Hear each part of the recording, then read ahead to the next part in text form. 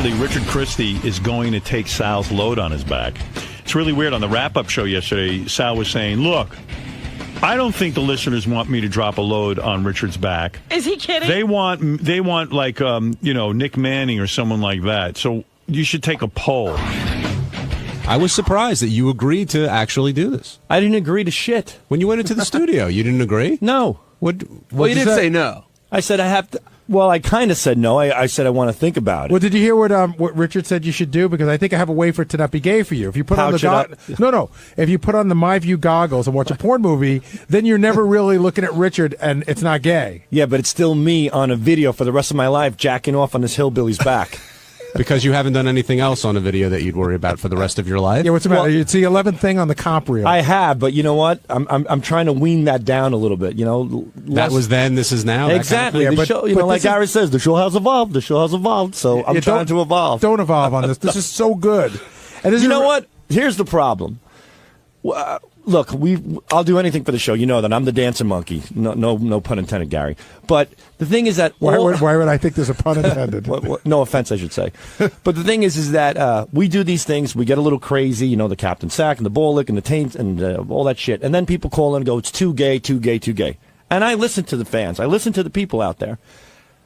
I want to know, this to me is the ultimate act of gayness. I mean... But I think it's all on Richard. I think if you're not looking at Richard, if you got the goggles on, you're watching your granny porn or your piss mops or whatever it is that gets you off, right? And you're not looking at Richard, then I think the gay part's on Richard. Well, here's my question. What I think we should do is we should poll the fans in advance. No. This is what we want. I think we go on Howard's. It's not a democracy. Howard knows what's funny. He doesn't poll the fans. He's got a funny idea, and this is what he'd like to do. I'm the guy stroking my cock on this redneck's ass. And Howard's asking you to do it. Oh, hold on. Well, you're saying poll fans to see who does it? Is that worse than getting your balls licked? Is that worse than other things that you've done? Hold on. You guys are strong-arming me right now. Let me finish. Yes, you are. You're putting Howard's name into this. Well, because Howard asked you. Howard wasn't looking for a poll. Okay, but calm down. Easy does it. Slow down, boy. What I'm trying to say is that let's put a poll up this time and see if people really want to see this. And if they do, you know what? I'd be happy to, come closer to my decision. Can I be you for a minute? Howard is an entity. He's never asked anybody's opinion. He's always thought about, he knows what's good for the audience. He has these great ideas. Howard never polls the audience to see if they want something. He just does it because he's got an instinct. And his instinct on this is, it's funny. And he wants to see it. He said that. So Gary goes, we're not going to take any polls, Sal. Howard decided it's better if you drop the load, and that's the way it is. So meanwhile, they put up a poll anyway, and of course... They want Sal. 48% of the people want Sal. 25% of the people say a porn star should do it, and 27% people say no one should do it. So overwhelmingly, the audience wants Sal to go to a hotel. Well, yeah, why would they want a porn star who they don't know? Right, and then drop a load on Richard's back. And so Richard really wants the guy from Family Guy. What's the guy's name? Seth MacFarlane. Seth MacFarlane. On the show. Yeah. And so I booked Seth MacFarlane. And now? He's coming on the show. Is Sal going to do it? Yeah. Sal's going to drop a load on Richard's back. And they're going to be in a hotel room. That's going to be the funniest thing. What's up? Richard's trying to back out. Can't back out. I just booked Seth MacFarlane. Right. He told me the deal was on. He says he heard that Seth MacFarlane was already booked, but that's not the case. No, that is not the case. What is wrong with him? That is not the case. Oh, yeah, dropping loads. I'm not trying to back out. Sal's the one that went in and told Gary that. But that's what I heard, that he was booked before we even did this thing. Absolutely not. Huh. We were thinking about it, but I said, hey, let's make it up to Richard. He says he wants Seth MacFarlane. I'll interview Seth MacFarlane if he takes a load. Because otherwise it's no fun. It's no fun if I don't take a load. Do you think they're just doing this to get you to have a load on your back? Well, I mean, very gullible, so... So when are you guys going to go to the hotel and get the load on your back so we can listen in? That's up to you, I guess. He's not going to do it that day. He's going to do it before.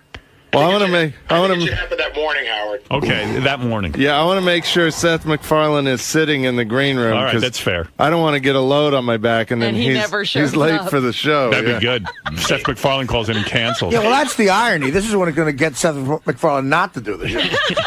No, he's got a good sense of humor. So, Sal, are you going to hold up for a lot of... What's funny about this? Sal, yeah, exactly. Are you going to wait like 5 days and be all backed up so you drop a rope on him? Howard, he's yelling in the hallway now. Get in there, Sal. I never agreed to do this. Now he's back. We did the poll, like you said. The listeners want it. 48% voted. I'm going to give Sal some great granny porn that morning so he'll jerk off before he jerks off. So it sounds like Richard wants to... Oh, wait. Do you want this to happen now, Richard? It sounds like subconsciously you do. No, I do not want this to happen, but I'm not going to back out. Howard's, saying that I'm backing out. I'm not going to. All right, but Sal, I want to do it with Sal. Sal. Deliver this tremendous bit? Well, the thing is, technically, I lost the poll. 25% and 27% ends up to 52%. Don't be ridiculous. You got the majority. Yeah, I said put up a poll, but I didn't say I was going to do it. They want to see you. This is the problem. I would do it. Good. But take it. Calm down. But I don't have the ability physically to whack my cock off with a man bent over. Here's what's going to happen. You do have the ability. I don't. I'm telling you, go physically. to the hotel. Cock and balls. We're going to put some porn on for you that you can look at. Well, I suggested on the wrap-up show we have that sponsor, My View. They're glasses that you wear, Right. He'll wear the where glasses. you can watch a video That's right. and you can't even see it outside. You gonna move up your cock and balls and whack it for a little bit? I have faith in you. No, don't Are have. you telling us you can't perform? There's no way with Asshole. This is the biggest bit ever. It's not you being feminine. It's him. He's taking the load. Is this bigger than interviewing Paul McCartney? Yes. This is big. Let me ask you And I something. need you to perform. Why do I? You This have to go asshole out asked there. for semen on his back. Why do I have to be the jerk off that does Because he it? trusts you. He's You're your his friend. partner. I got 3 kids. I got to jack off on a hillbilly's back. Do you do a comedy routine with this guy? You're out every weekend That's with him. different. I'm not You guys jerking off on You don't want to be stage. part of this? You're going to feel like shit that morning when the comedy history is made and it's you're not not jerking you. off on him. I'm not saying that, Howard. I've done so much. I've done everything. You want to be the guy. You know what? Okay, fine. I'll get a different guy to come on his back. No. I want Sal. You know what? No Seth MacFarlane. Let's forget Seth MacFarlane. Let's forget this whole thing. Come on, Sal. We do I'm everything not saying together. no. I'm saying that, Howard. My problem is I'm Here's not. what's going to happen. I hear your problem, but I'm going to tell you what's going to happen. You're going to put on those My View glasses. You're going to have a big screen can you experience right in front of you, a porn. That's going to look like What's your favorite porn?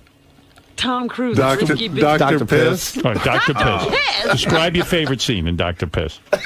There's a lot of them. I think Fred has a clip maybe in the Do you? Prophet. Yeah. Take a look. Is it under Fred. Dr. Piss? Yeah, it should be Dr. Piss. Okay, I'm gonna find it. This is your absolute And he all-time thinks favorite. It's one of can't my perform. favorites. What does Dr. Piss do in his video? Well, he pretends he's a doctor, and a lady comes in, and as he examines her vagina, she starts peeing in his face, and then Right. he has another girl come in, and he pees into a super soaker, and he shoots the super soaker pee into her Why face. do you like that so much? Or does I don't know. It turns you on and gives you a boner. All right, Yeah, so it here's what's gonna does. happen. Gets me a That boner. gets you all right. excited. Well, On one of the first of all, movies. Richard's going to be quiet. We're not going to hear from him. He's we can even put him in something frilly if you Right. want. And then, we'll put him in a dress. Yeah, I want my panties. ass covered up so he doesn't accidentally. So we'll put you in a pair of panties just so it Okay. looks like a girl saw it. But Howard, This is just his back. like Richard wants to meet Seth We can MacFarlane. even spray urine on you during it. Nah, you don't have to do that. I'm not a deer. But So then you'll put the My View glasses on. You'll have your experience. and you'll be in your tighty white. Yeah, you won't even know. And then you blow your load right on his back when it's getting close to time. Whip off the glasses and do it. Spray him down. not anything, Yeah. dude. Howard, Spray him down. I want to. what an ass! Why am I involved in this asshole's life? I mean, don't he know. wants. That's up to you. But this is I don't him. know what. All right, He wants you. I want Sal to leave the glasses on when he comes, so maybe he'll miss. No. He's got to hit your back, or you're not This is getting what. your wish. Artie, help me. Sal, I wish I could, but this is you're paying for past sins. People think you want to do this on some level. I don't. That's what I'm saying. Sal, you don't want to do it? I'll get a different guy to do it. All right, thanks. No, please have Sal. Well, Howard, You do it I for don't- Richard. I don't know if He's I want to begging. do it unless it's Sal. Oh, I get trust out Sal. of here, Richard. You proposed this. Why do you trust were Sal? doing this. I know, but I want Sal to always be makes- do it Sal with always me. does something weird to you whenever he's involved with you. That cock's gonna end up in your ass. I know it. I'm going to take a Your shit mouth, on his one neck. of the two. What about that I think guy? I'd prefer a shit on my neck. What about that guy who came in, who went into business for gay porn, but he's not a gay guy? But see, That's the I don't guy know want. I don't know what that guy's up to. There could be a health It's thing. on your back. Right. See, I got a big issue with Sal. I'm going to tell you right now. else Sal's the is one new? who's always saying everybody's got to give it their all for the show. Sal's the one who's always saying if we don't do something, you should be punished. So if Sal doesn't want to do it, something should be taken away.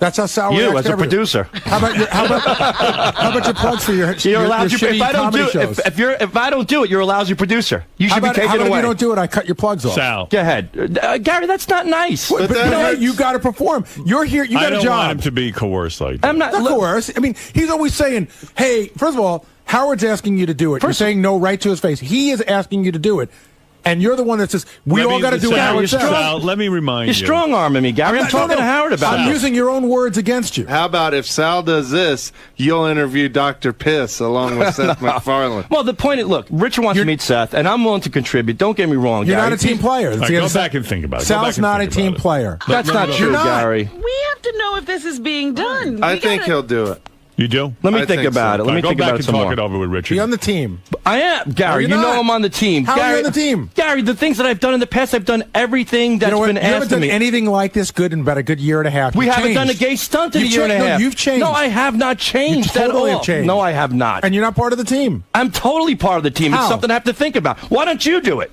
Because nobody asked me to. All right, I'm asking you. You know do what? it. You doing it is funnier, and Howard wants you to do it. Not me. and I It'd be know funny if you did it, It'd Gary. be It would funny be if fun. Gary did I'm it. putting on It'd be the bestiality, but it'd be I'm funny. putting on the techno beaver outfit. That's okay? pretty good. Well, you already look like a beaver. That's no. It's not as far stretch. Sal is not a team player. Dude, you know. All right, thank you, guys. It would be funny for any guy to do this, let's face it, but no one's going to do it. I mean, you know. Well, I'm not saying I'm not going to, but I'm definitely going to think gonna about think it. Because you're not a team player. All right, go think about it. Whenever Okay. we do stunts, it's a Sal and Richard stunt. And I want this to be a Sal and Richard stunt. We're like the gay Laurel and Hardy. Well, yeah.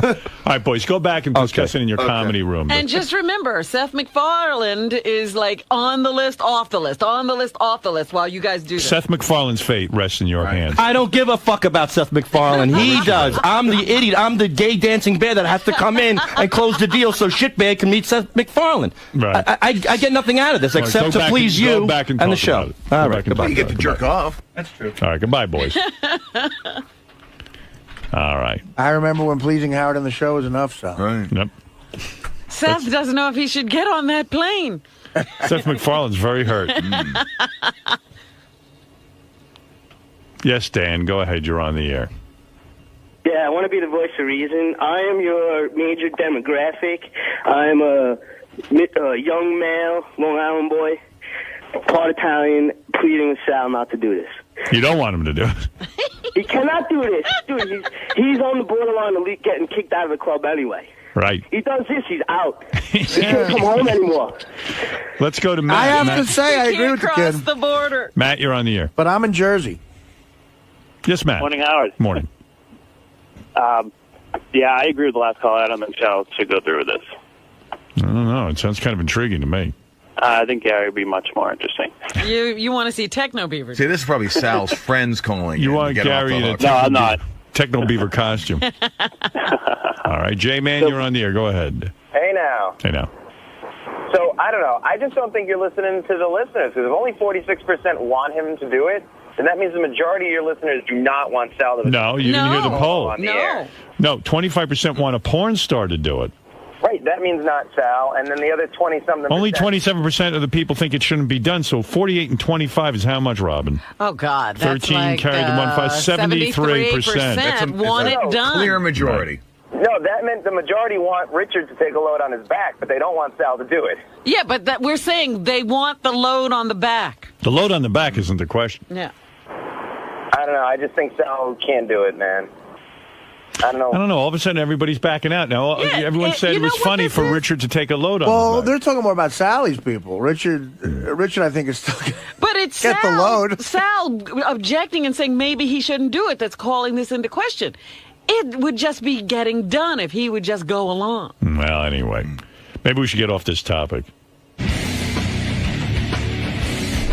Gary, you're being pretty hard on him, man. Fuck him. You know what? He's the first one to run in when somebody won't do some dumbass shit that he wants. You're not on the team. You know, we're all here for Howard. And then all of a sudden, when he finds himself in that position, he's got a double standard. Do you think there's any way we can convince him to do this? I don't think he should do it. No, I think he should do it. If he doesn't want to do it, then he's dropped a couple of notches in my eyes. Guys, what's going on? He's going to do it. Right, buddy? Come on. You'll be looking at Dr. Piss. All I got to do is lay on the ground. Just jerk off that morning so you don't have much load. That doesn't. All you gotta do is dribble on me. That won't be that big of a deal. All right, we'll see. Gary says you're not a team player. That's totally wrong. That's ridiculous. That's Gary's way of psychologically stressing me out. No. I'm such a team player. Here's the deal. You're the first person to talk about. You say Lisa's not a team player. Whenever somebody doesn't want to do something that you find funny, they're not a team player. And you say that I'm an asshole, I'm a bad producer. Here you go. If you don't do it, you're fired. Now I'm a great producer. All right, there you go. But how about this? What other office in the world has their boss convincing one of the workers to jerk off on another guy? Right. In the grand scheme, we're just trying to do what's best for the show. Right. But you're trying to get Sal to jerk off on a guy, and you're trying to get me to funny jerk off. that He's following you're his through. boss, and you're trying to tell him to jerk off on a guy. I just think it's funny that Sal's got this big double standard. That I don't have a double standard. You do because when it's something that I don't want to do. Right, and when we all have the right not to do something now. But when somebody, I've done everything. Hold on. When somebody else doesn't want to do something, that's when you tell them they're not a team player. Lisa didn't want. Okay. Not that they're the same thing, but Lisa didn't want to be in your talent show, your newsroom talent show. Right. She didn't want to play the cello. For whatever reason, it's not up for you to decide. Right. She's not a team player. Lisa never does anything I want. This is bullshit. You should get rid of her. You said a bunch of. All right, she should be fired. I didn't say she should be fired. You should say we shouldn't let Lisa be on the air anymore and reap the good benefits. No, this is you. But there are things that we all don't want to do. Okay, she didn't want to do that. You made me see the light. From now on, I'll never say that nobody's not a team player. That's what else can I tell you? That's another lie. Okay. No, it isn't. It is. You'll say it before Christmas. You'll say it. Okay. So because I call somebody else not a team player doesn't mean I'm a hypocrite now all of a sudden? Yeah. Because I don't want to take my cock out but that's exactly and jerk off on a man's back? You're being a hypocrite. No. There are standards that people have, and that's where I draw the line there. So then why don't you? Why don't you respect someone else's standard? I do. No, you drew the line. Well, you drew the line and you trashed the shit out of her my opinion. for a month. I expressed my opinion on that. No, you didn't. Yes, I did. I said she's not a team player for playing the violin. It's a big difference. I expressed my opinion. You're not a team player for doing this. And you're not. You clearly don't care about the show Howard anymore. You've gotten big. Oh, yeah, really? Now that you're a big shot with your fucking Richard and Sal show, you don't need Howard. Oh, my God. That's funny. That's the funniest. Let's see if Sal can fit his head through the door. Rich, are you a little bummed out that this might not happen? I would be ecstatic if this didn't happen. But, I don't want to let Howard down. I want it to happen with Sal. And everybody thinks he's going to back out. I know Sal, he won't back out. I have full confidence in my buddy. And if it's not Sal, you're not going to do it? I don't know. I got to, you know what? I would say I have to check with my doctor, but how do I ask my doctor if it's safe for me to get a load on my back?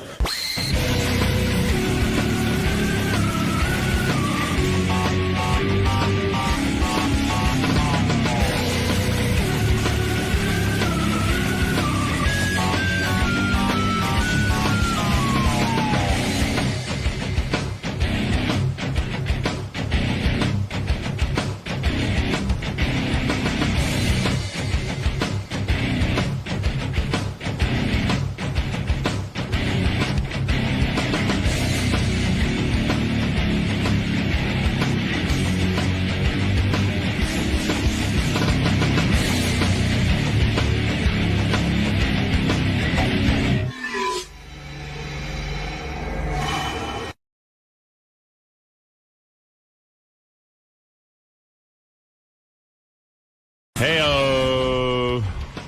Yeah, first off, I have to mention that I don't want to get into a whole long thing about it either, but Richard Christy's, I smelled this rotten cheese in the hallway, like something just smelled like shit, and I looked in Richard's room, and he was shoveling in some sort of, like it looked like a spaghetti, like a white spaghetti, like maybe spaghetti covered in cheese, and the whole hall just stinks to high heaven. Was this yesterday? Today, this morning, going on right now. Somebody's eating cheese and spaghetti Richard this Christy. morning? Yeah. Ooh. It's his birthday. He told me last night, he goes, I'm going to do my favorite thing on my birthday. Which is what? And I realized his birthday is April Fool's. I'll tell you what it is. Get a pizza. Where do you get a pizza from? Well, that's for my meal this afternoon. Yeah, what is the pizza from? Just so Papa John's. He goes, I get a pizza from Papa John's, and I watch Halloween 2. No, part 1. Part 1 and 3. And 3. 1 and 3 he watches. Yeah. Those are my favorites. Why not 2? If I had time, I'll watch 2. Right. Papa John's Pizza, dude. You could do a lot better. You're in New York It's City. a tradition. I've been doing that since 1996, and I don't want to break tradition. What's that crap you heated up? Oh, I got to thank my buddy Richie Rings for my birthday. He got me Carrabba's Chicken Brine. It's my favorite meal Chicken brine. ever. It's chicken with goat cheese, sun-dried I tomatoes. knew I smelled cheese. Yeah. Would you heat it in the microwave? Yeah. Where do you heat it? Where is the microwave? In the kitchen by the snack machine. So How it's does it- coming through a door and everything. the whole hallway reeks from that. Ronnie was complaining about it. Yeah, it too. really smells like vomit. It No tastes offense. better. It tastes a lot better than it smells. You know, happy Somebody- birthday. Thank you. Somebody Happy mailed it birthday. to you? No, he brought it yesterday. And From where? Where's Carrabba? Connecticut. Connecticut. Connecticut. Very far away place. I always say if I get rich, I want to open one in New York City. Right. There's a lot of food going on through the mail, and it's like a lot of weird stuff. I wouldn't eat any food from the mail. Somebody sent live lobsters here one day. Did you eat them? No, I think Gary ate them, but we had this big, huge box, and we opened it up, and there were these lobsters, and I never... And they're moving around? No, they weren't moving, but then Jason went and touched one, and it jumped at us, and we flipped out. I didn't know you could do that. I don't eat lobster. You want to order it because I hate the way they kill them. And you know, they always told me that the lobsters don't feel anything. I just read this study over the weekend that lobsters have a tremendous sense of feeling and pain. And Yeah, how could they not feel anything? I was getting just, They're in boiled to death. They're in boiling water. they go, oh, they don't feel it. That's the sound that Sound Benji makes is kind of the sound that comes out of a lobster. Yeah. Well, they're not feeling. Well, they used to say they were screaming, but it's supposed to be like steam or something. The shell's popping or something. Yeah. I think they're screaming. Oh. You know, the fact that a Papa John's pizza even stays in business in New York City aggravates the fuck out of me. I've never had Papa John's. But have you it's one ever of had those- it I've already? had like Domino's, and it's, I mean, Richard. 100 years ago, it's just not good pizza. Richard, Yeah, there's but a you don't know pizzeria- that. You there- haven't eaten it. It's I haven't had awful. Papa John's. I've had Papa John's. I've looked at it. It's disgusting. It's like And- that, and it's like not that real good pizza. It's like, there's a pizzeria right up 49th Street called Napoli. I That go there is- all the time. it's I love it. Why wouldn't you get a pizza from there? Because Papa John, it's a tradition. I have traditions that I don't like to break, you know? But Is it you have the OCD? Napoli pizza. Is it better than Papa John's?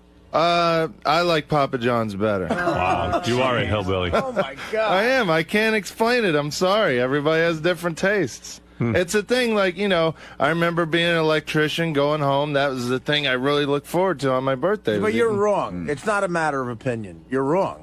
Well, Napoli's better. Okay. But You're gonna eat a whole pizza? probably, yeah. Yeah. Large. Yeah, you're getting really fat. A large. Well, I am a large now. Well, my girlfriend will have a couple slices, too. Yeah, you sort of birth. You know what it is? A couple of years ago, you know, when Richard started getting his makeover and cutting his hair, and he got some nice clothes and nice tight-fitting clothes. Yeah. He still got the same clothes, but he's put on about 35, 40 Right, he's pounds. busting out of them. So now he's just like bursting out of his clothes, and it's quite a look. I've learned to suck it in, though. I'll walk around and just subconsciously be sucking my gut in. Yeah. Yeah. So you're gonna go home tonight with a pizza, Papa John's pizza, and actually watch Halloween 1 and 3 by yourself. With my girlfriend. That poor fucking girl. What is she? Is she on lithium or something? No, we have fun. You're It's gonna the when simple things When in did you life. last shower? Yesterday, actually. Yeah. Oh, we got you on a good day. Believe it or not, yeah. You can smell me if you don't believe me, I heard Robert. Richard's No. Richard's That's real all right. sensitive when people call him fat, like it gets him crazy. Oh, does that bother you? Well, it doesn't. It only bothers me when people like Ganji call me fat. Well, Ganji's twice your size. I know, but you can tell he dwells on his fatness because he's always calling me fat. No, he's really fat. And he has no willpower. He has no backbone. When he used to work at my house, he'd ask me for a diet, you know? And I'd explain to him what to do. He could last for like 3 meals. And he just, but I like sauce. Can you imagine? And I was it? just like, you like sauce, you pussy? You want to lose weight? Don't eat sauce. No, but I like it. Like a baby. I want to see pictures of him on the beach on his vacation. He went to Puerto Rico. I'm sure. Is he back? I don't know, but I'd love to see like what he ate on his vacation on the beach. The Puerto Ricans all ran out of the country. They couldn't believe it. Richard doesn't look fat to me as much as he looks just like completely run down and unhealthy. He just looks like you're a mess. But I'm trying. It's not like I'm not trying. Yesterday I did an hour in the gym, and he claims he still goes to the gym. Yeah, I do. I swear I do. What happened to your karate lessons? I still do that, not as often as I should, but I have a gym in my apartment building now, so I've been going there a lot more.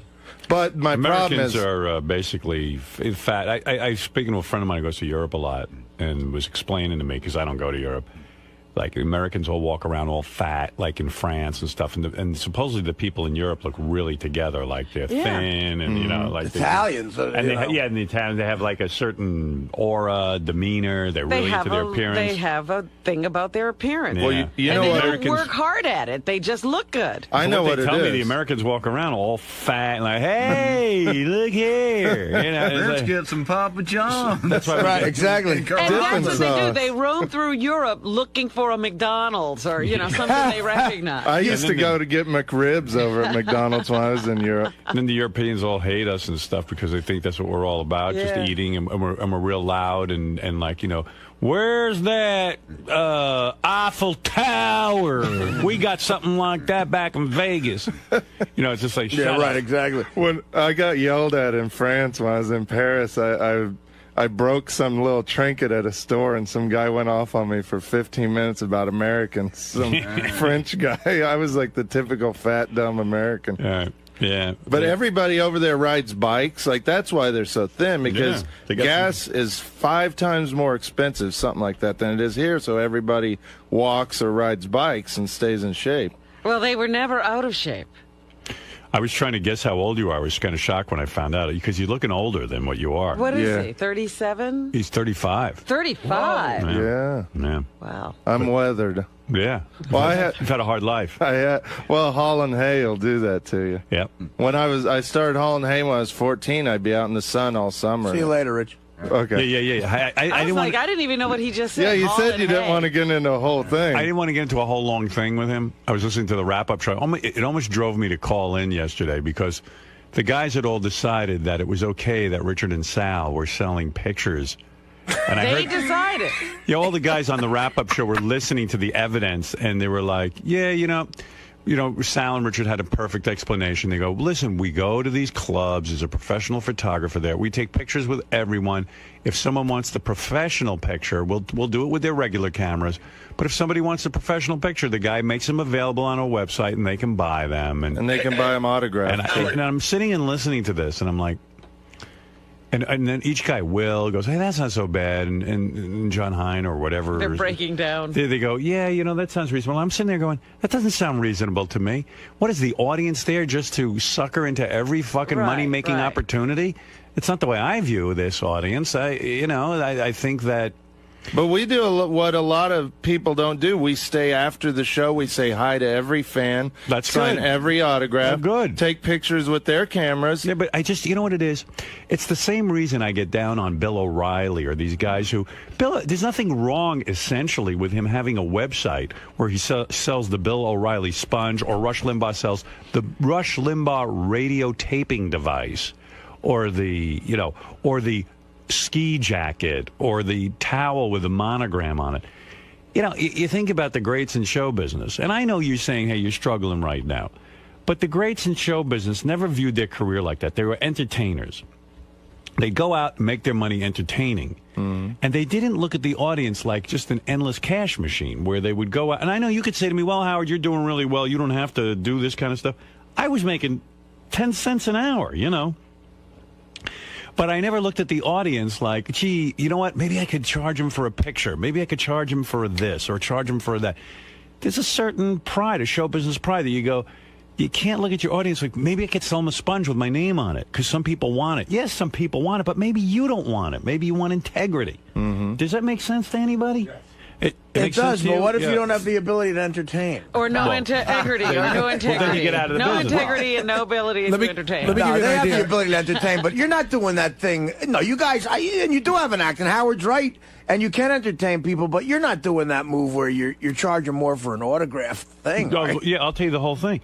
And that's my That's point. lame. You can't do So that. this audience who are fans of Richard and Sal, they're fans of the show, they come out, they see the guys, they pay for a ticket, they've already purchased something, and then, like, let them go away and say, yeah, that was great, that was a lot of fun. No, it's like, well, how else can I figure out how to make money off you? It's like a used car salesman. Maybe I'll charge you for rust proofing underneath the car. You know, Well, hold on. You got to get Sal in here, because when you started getting down on it a little bit yesterday, when Steve brought it up in the news, Sal barges into my office, and he had a perfectly good explanation. He's like, listen, you go to Disney, and you're on the ride, and you take a picture, and you can Yeah, and decide you whether wanna know want. what? You can decide whether you want it or not. Disney sucks the life out of you. You go there and you feel like you got raped. I It's always like- do. Yeah, it's like, gee, is there any other thing you can milk me for? It was $40 to get in, or $50 to get in. They charged me, $6 for a bottle of water, and now another $20 for the picture. I don't know. If I was Disney, I'd be really grateful that someone showed up, and I might charge them whatever it cost me for water. I wouldn't make a profit off the water. Knowing that you're in Florida and people are going to need water. Yeah, it's like, why don't you sell the air that's fucking that's on Disneyland? How else can you figure out? Sure, you could figure out how to charge you. And let's say, how many pictures did you really sell? We'd have to ask our website guy. Maybe but we sold 10. Is it worth the 10 pictures? Well, yeah, it was a thing they wanted to try out on the website. But if you don't like it, I mean, we definitely will stop doing it. We don't want to upset you. Like I Love Tradio T-shirts and. No, they have that? Hey, Howard. Yeah. The point that Sal, yeah. That guy. Yeah. I heard you were almost in tears yesterday on the wrap-up show. Because you're whining about how everyone's down on you, and you can only take so much. Who's down on you? Is that why he hasn't Not been you. around? I don't know who he's talking His wife's down on him. All I right, his think. wife. Get a divorce already, dude. Stop spending time taking pictures. And All right, have a good day, everybody. Yeah. It's nice being here. Get a divorce. Now I feel like $1 million. Thanks, Howard. Well, There's that's your nobody that problem. can lift your spirits like you. I tell you that much. Sorry, Sal, I disagree I with know, your I know, approach and to show business. I do. You well, you know what? You're in show. First of all, accept that you're in show business. You work on this show. It's a very popular show. And I'm there's Secondly, nobody you're more going out and grateful. you're touring, and I know that. But you can't look at the audience like, how many different ways can I cut them up and make money? I get presented with about 1,000 money. You can imagine the money-making scams I get asked to do. I can imagine. Over the years, one guy approached me and goes, listen, I got a magazine company. We'll just slap together a magazine, and we'll put it out with your name on it, and you'll have your own magazine. And, I could have gone to the audience and said, okay, look, go buy my magazine. Everyone would be all excited about it. But it would have been shitty. Right. You know what I mean? Now, I've had guys come to me, T-shirt guys, decal guys, guys who sell towels, fashion line, perfumes. You know why you respect me? Because I don't have a perfume. I don't have, and I see, how many people really bought an I Love Tradio T-shirt? 7? Maybe. Be honest. Right. Right. Is it worth just looking like a whore for 7 T-shirts? If you had some big business, all right, so you sold out a little. But Howard, would you believe that people actually enjoy buying something? They actually like taking something away from the show where me and Richard autograph it, and they when I go to a rock concert, it cheapens you. Okay, and I remember the same rap you You're gave not just Jackie, and selling a I always T-shirt. agreed with you on You that. did, with the so- button mugs and the How do you think I felt when Jackie would go to a show? You hated it. No, I mean, Jackie would go to a show, and Jackie has a right to license his name, I guess. The reason his name was popular is because of this show. He couldn't come to grips with that. Nobody was looking for Jackie anything. Right. Nobody cares about Jackie. Right. And Jackie would show up, and he'd have this audience that was, rabid to see him because he's a live performer. He's someone from the show. You get a chance to shake hands and say hi, and Jackie's a very likable guy. And then he'd do his show. Then he'd lower himself by getting on the stage and putting a tray out and saying, who wants to buy coffee cups with Jackie? It was like he opened a store right after the show. Yeah, It's like a garage sale in a comedy club. Like a schmata salesman. He was and I like said, a souvenir dude. What bothered me, I said, the guy not only doesn't have any respect for the show, he has no respect for himself. Thank God I he said, got rid of yeah, it. and some people walked away and go, wow, I got me a Jackie mug. Right. But you know what? I know they sobered up the next morning and looked at that fucking Jackie mug for $14. And cursed Jackie. And cursed Jackie, every- cursed at me the and show everybody. And everything. But I used to love when somebody'd call in and want a prize, and you'd give them a Jackie CD and they'd be all pissed off. A Jackie CD because it was meant like fuck you. You're not getting a good prize. But Howard, we don't peddle anything. We have them there, and if people want to buy them, they buy them. So you don't see a difference. You see a difference between you and Jackie. Oh no, I do see that. I see. So exactly why did you think Jackie was? Why did you agree with me about Jackie, but not about you? Well, buttons and mugs and pencils. How do you say that? Buttons. How do you say that word again? Buttons. Buttons, mugs, pencils. What is he saying? Why doesn't that sound right? It's buttons. T. You got to say a T. Buttons? Button. Oh, I didn't know. Whatever. Nothing sounds good out of my mouth. No, I never said that. That's the other thing. You're so downtrodden. Nothing sounds good out of my mouth. I tell you when you're funny, but you can't hold on to that. I don't have. No, it's not against you, Howard. It's You're just one of me. the you're the funniest guy on the roast.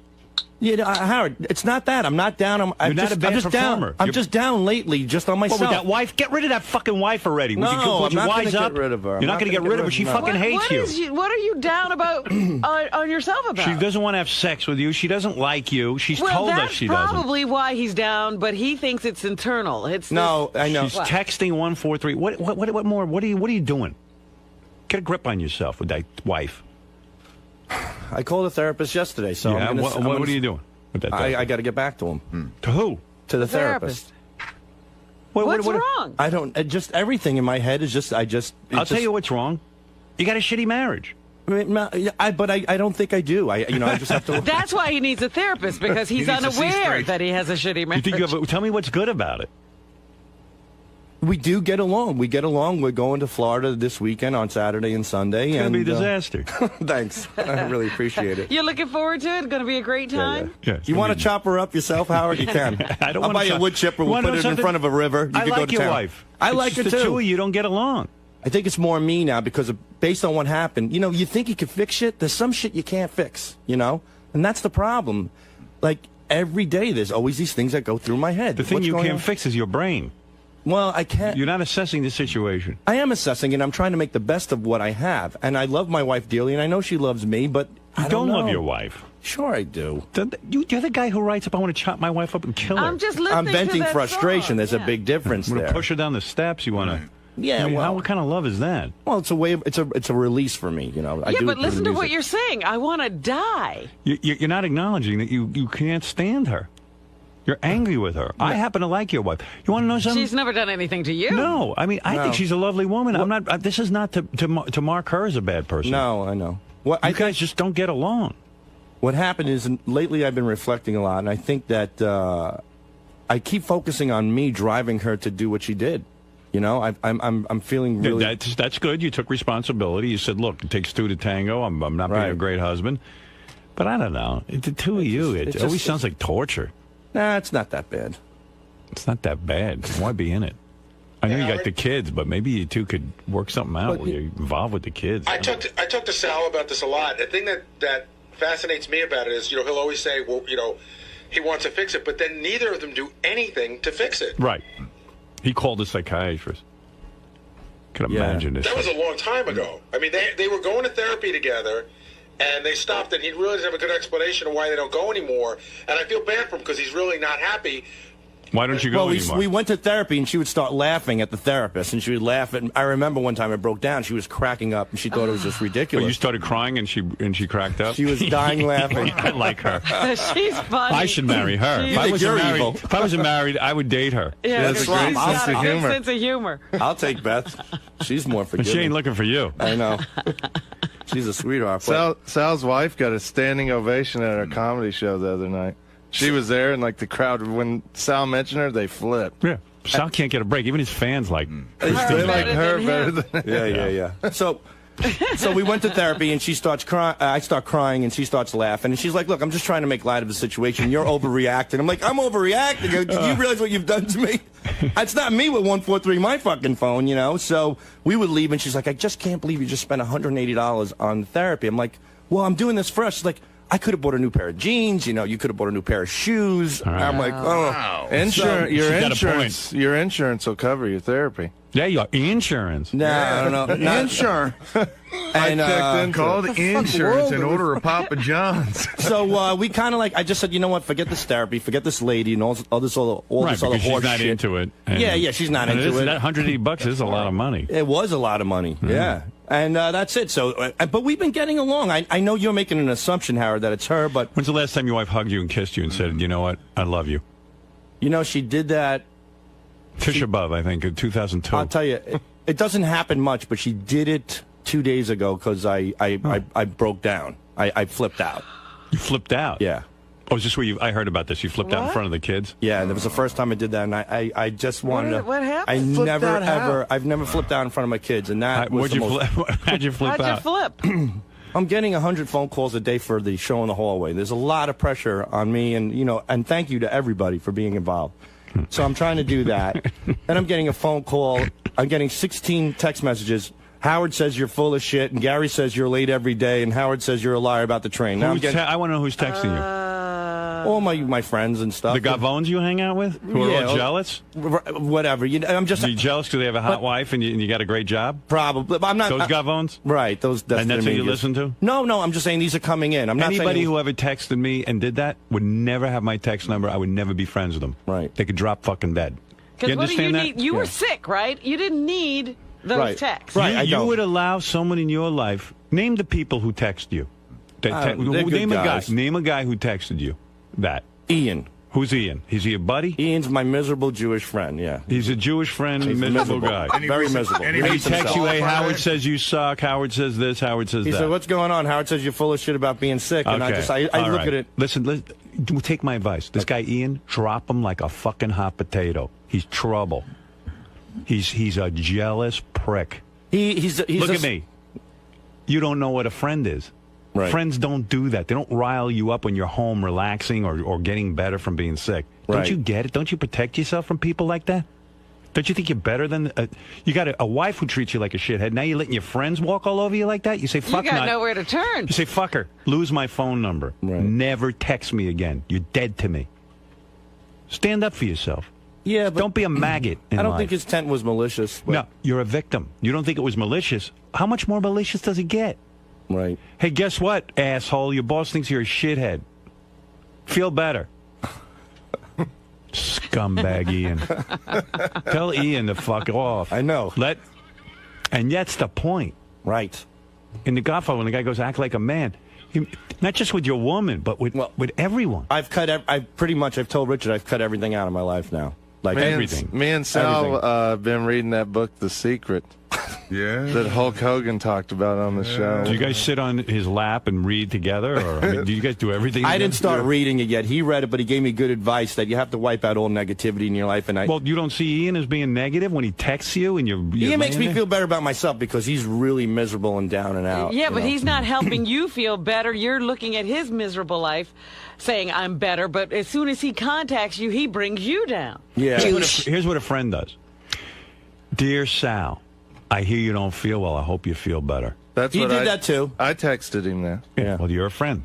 You're making him feel better. I love him. Did you tell him everything we were saying? Not at all, no. You mean you didn't tell him that we think he's an asshole? No, I just said, say, hey, have a nice day? I said, I hope you're doing better, buddy. Feel better, and I hope you didn't text me, Howard? No, I didn't. Right. He I'm not your have friend. Your number. Oh, that's true. You keep reminding me. Right. I'm not a friend. I know. He's staying away from you because he doesn't have anything good to say. Right. Actually, I'm a better friend than Ian. He's actually taking care of you. Ian went out of his way. I hate texting. My thumbs are too big. It takes time to type. This guy actually spent time making you feel bad, and you think he's a friend. What can I do today to make this asshole feel even worse? You know, I'm gonna sit there with that dumb text thing, and sit there and punch those buttons. Yeah, I can't call him, but I can text him. And that's no short text. And plus, like you said, Sal, he's Jewish. No, he's a self-admitted, miserable, hateful Jewish person. That's how he carries himself. That's good. That's the guy you want to hang around. What are you talking about? Sounds like amazing. you pick from the best I love people. him. I love him. I love you, Ian. Good. Even though you're a miserable prick. He's a self-admitted Jewish person. Self-admitted hate. What is it called? A self-hating Jew. That's what he is. All right. But I love him. I love the Jews. Good. Yeah, you love everybody. Just like you love your wife. Well, that's the problem. I feel like I always have to please everybody, you know, and then it all comes tumbling down on you. So I'm cutting out all my... By the way, emails and all that what stuff. comes tumbling down on you? I don't know. You tumble down on yourself. But I think Robin hit the nail on the head. When it all comes down to it, all the stress in my head, when it filters down to one thing, I think it's me and my wife, you know? Yeah, of course it is. Yeah. So that's well, what... of course it is. Who wants to go home and be on edge and be miserable? You got a hot little life. Don't get me wrong. You should be fucking her and having a great time, going out on the town with her. No. You two are busy with arguing and all kinds of shit. It's over. You know, Sal, when I've been in a bad relationship and I've finally thrown the guy out, when I walk into my house and he's no longer there, I'm like, nobody here making me feel bad. Nobody here telling me I'm worthless. Nobody here unappreciating me. Now it's a good place to come to. Well, that's not the case with my wife and myself. I think it's just an issue of what's happened in the past, and I'm trying to But that get makes through it. you feel worthless and not good enough every time you walk in. There you go. Good advice. There you go. Same thing. Whatever We're all it is, telling who you. the fuck knows? I can't figure it out. Nobody can figure it out. That's why you read we about all guys can in the. figure it out. We figured it. What don't you know? What can't you figure out? I think she loves me and I love her, and I'm just gonna. She told us she doesn't love you. She does. She She never told me laughs when you doesn't love cry. me. Yeah, well, that was in the past. Who laughs when someone cries? I mean, that means you're in pain. And if you love someone, you're like, oh man, this You wouldn't guy's. do that to a stranger. Wouldn't do that to a dog. Dude, you don't know. You love to be. No, I don't. I don't. You're what they call a masochist. What the fuck are you talking about? You know what I mean? Like, you just love it. Yeah, I just got stressed out. That's all. I'm fine now. I'm fine. I'm definitely. I'm okay. I just been focusing on my work and You're doing. not my okay. I'm okay. You're almost crying on the wrap-up show. Listen to this guy. I didn't hear that. The stress is getting to him. From to do the Howard TV is stressing him out. No, he wanted to do the show. No, it's not that. It's just a combination of all my work and being on the road and working here. You know, I do the radio show, the And TV then show. selling the pictures to the audience. I mean, that's got to drive you crazy. Sal's like super stressed out these days. He looks like unhealthy. I don't think he's, I don't know. I feel bad for the guy. I think he's working way too hard. What's going on? No, it's just a combination of right now, every day after the show, we're filming Show in the Hallway, shooting till 6 or 7 o'clock at night. Then I'm on a plane every weekend doing the shows with the great people, and it's just adding up. It's been very, very stressful. But you love being here. We talked about that yesterday on the air too. Yeah, I love being here, but sometimes it gets to you. When it does. I won't lie to you. I mean, this is the greatest job in the world. But like anything else, a combination of stress, being on the road, doing all these things, and trying to please the fans. That's all I do. That's all. My only intent in life is to please people. That's why I'm here, and that's why I am honored to be here. I'm doing such a great job at that. When you get beat up so much, sometimes it takes its toll. And it's a combination of working real hard and getting beat up. You just kind of snap. I woe snapped is a me. little yesterday. Wow. Me and Sal are reading a girl's book. Here's the secret: Coke and a hooker. That should be my secret right now, man. Piss I don't know, video. and a nice big bottle of vodka. Me and Sal reading girls' books. Trying to figure life out. He said me and Sal have been reading that book, The Secret. Here's a secret for you. You read the Get a first divorce. page, and I'll read Well, the second. I heard Here's a Hulk secret. Hogan say that it helped him, so I figured I'd try. I get all my literary tips from Hulk. No, it's just that when you guys, when you're coming up with a plan, and I understand you're trying to do everything. You're doing the comedy shows. You're doing hallway shows. You're doing this show, that show, call and trade. I understand. It's it's pressure. But you don't need to feel desperate to grasp every penny from the audience. You can leave something on the table. And you know what? Your audience will appreciate it. Because it just makes you... I know some people do want a professional picture with you guys. There's 4 people who want that. It's like when Eric the Midget goes and makes an appearance and 4 people show up. Right. If you want to, You want to be Eric the Midget? would you rather say, you know what, we don't sell everything that isn't nailed down so that we don't look like we're trying to grub off the audience? Or you selectively sell a few things, maybe. You know what I mean? Yeah. You already sold a ticket. People saw you coming off the road. You did well. Leave them wanting more. We also, people will email me through my website and request headshots of us, and we send all those out for free. And You guys are really great. You guys are real princes. Sirius even printed out 8x10s for us. Wow. We could send out to the fans. Isn't that nice? Took 2 years, but Yeah, we'll do well, it. you know what? Guess what? I don't send out any 8x10. Right. 8x10. It finally happened. Be happy. How about you tell the audience, I don't even have an 8x10. Then they respect you more. Well, they would believe it, first of all. But we're sending those out for free. They just love it. It's a nice thing to do. I always said I'm probably the only pseudo celebrity sending out an autograph where I also fill out the address on the envelope. So they have my It's a autograph one-man several shop. times. Yeah. Well, that's charming. Do you know, Howard, how I have 143? Richard said he got so tired of signing that he wanted to come up with 3 numbers as well. So what's your numbers? 423. Yeah. What is that? Jack me off. It's just something. I got to get out of this. It's something easy to sign. Why don't you guys go back and read girl books? All right. See how you do. And really, I'm okay, man. Thanks. Yeah, I appreciate it. And you know what? I'll work it out. And how much are the I Love Tradio T-shirts? I don't know. I don't know. You don't I think know? they're 20 Don't you bucks. want to know? We haven't made any money off of that. Yeah. So why have it? You haven't made any money off And it. who designed it? I mean, does it look horrible? What is it? It's dumb. It's like one of those shitty T-shirts we get in the mail all the time that people make on a computer. I Love Tradio. It's like the whole website is hawking this crap. I mean, you guys are worse than like Bill O'Reilly or Rush Limbaugh.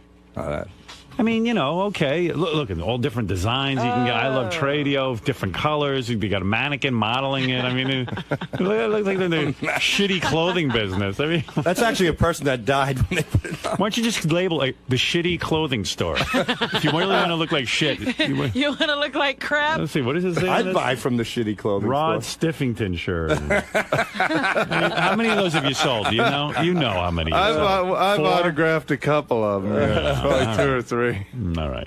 Maybe not everything you have to be in business. It's like, you ever see this J-Lo? Yeah.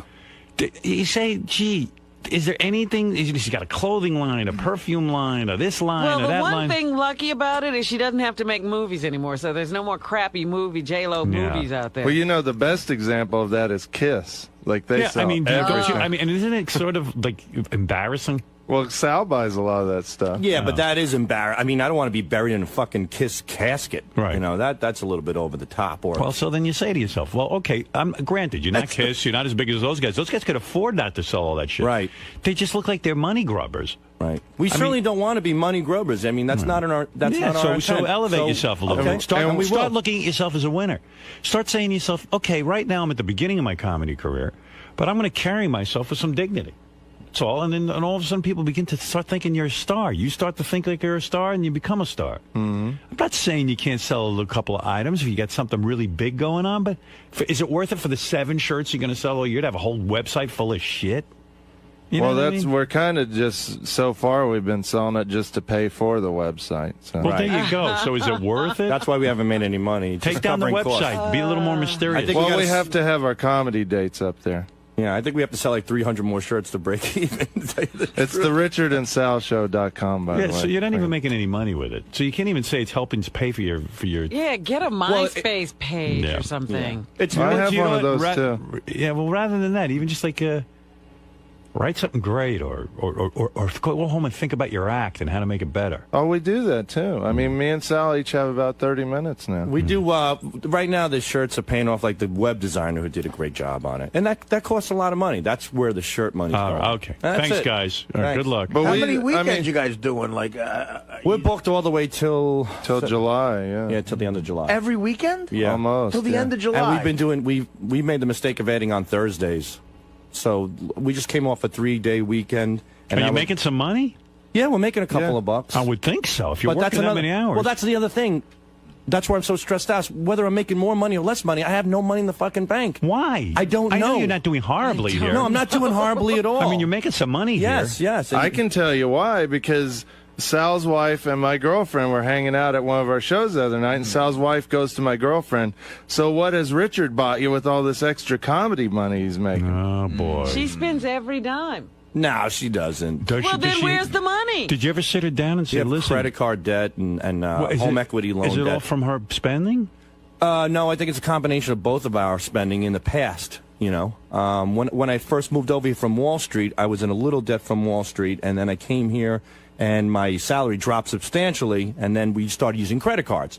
So the credit card debt went up tremendously. So it's credit cards, and then we took out a home equity loan to pay off the credit cards. Then we got issued new credit cards. We kept going into that. Well, what are you buying? What is it you see? Who your the wife, fuck knows? What is she buying? Pocketbooks? Take every one of those fucking pocketbooks and burn them. What are you, don't crazy? burn them. Sell them. Yeah. Get something for Take them down to Tradio and really sell. I want you to call Tradio. You got actual items you need to sell. Yeah, I mean, you need Tradio. No wonder you like it. I should take out all the pocketbooks out of my wife's closet, take a picture for you guys. How many does she have? Oh, I would say at least 30, 40 per. 40 person. She's the Imelda Marcos of pocketbooks. Yeah, she loves And it. you see that attitude? What is your man buying for you? What is he buying for you? What you're doing With is that trying extra to. money. You don't have any extra You're trying money. to get a cushion.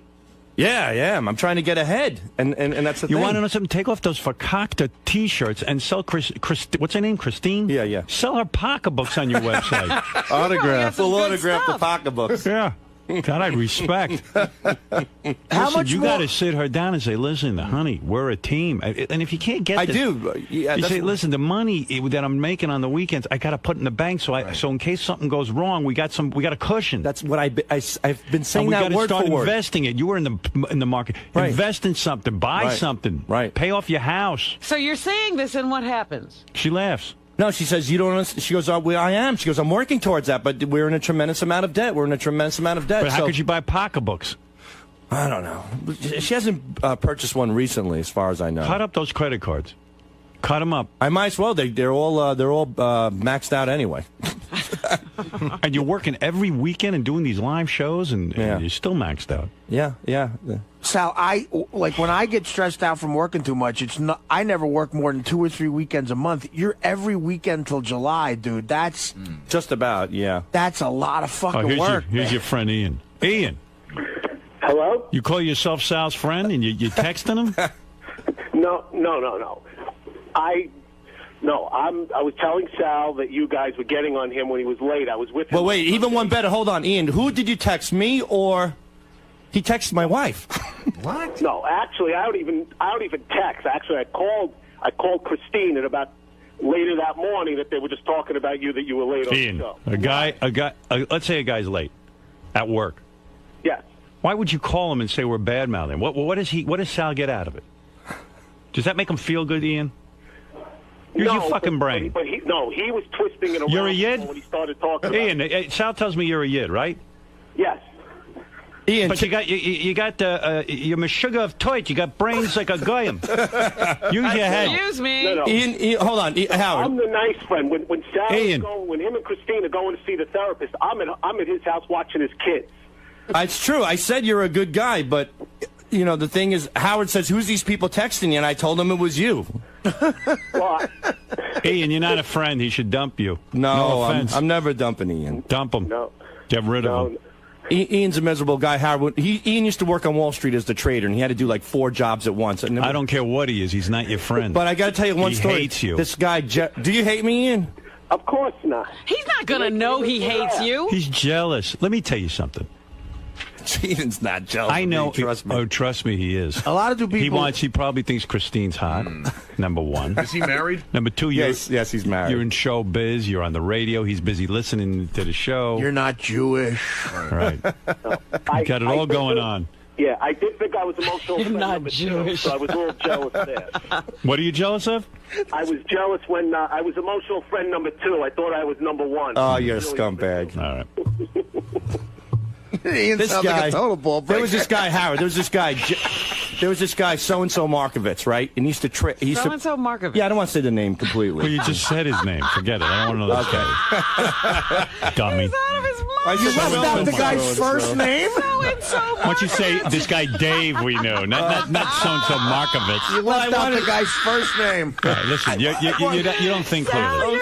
I don't know what you are. So-and-so Markovitz. I wanted to stress he was Jewish. There was a... All right, thank you. Thank you. Good. Go away. But Ian, listen to me. Yes. Any psychiatrist who was listening to this would tell you got a lot of anger towards Sal. The texting, No. you went out of your way to sit and bum the guy out. He was already sick. Yeah. You're not a friend. No offense. No. I was with him the day before on Sunday. I knew he was sick. And then when you guys were getting on him that he was out, and how many times has he been out? You felt you needed to made text sure him. he knew. He's laughing. Yeah, because he hates you. Because you know what he did? He dug the knife into you. He knows how much it bothers you. It makes him feel better. He's a friend like Judas is a friend. He stuck the shiv right in you. I tell you, when I'm out, people know not to fucking call me. Right. I lay that law down. Well, I wouldn't call someone and say, "Guess what? I know you're sick, but They were boy, bad-mouthing you on the show. everyone's bad-mouthing you. Go have a nice day. Feel better." Sal called me stressing out that night, too. Ian likes it. Sal called me that night. He was like, "Oh man, how bad was it today?" And I tried to And play in it other down. words, I was like, "Oh, it in wasn't Sal's that bad." head, it's worse. You know. Right. Right.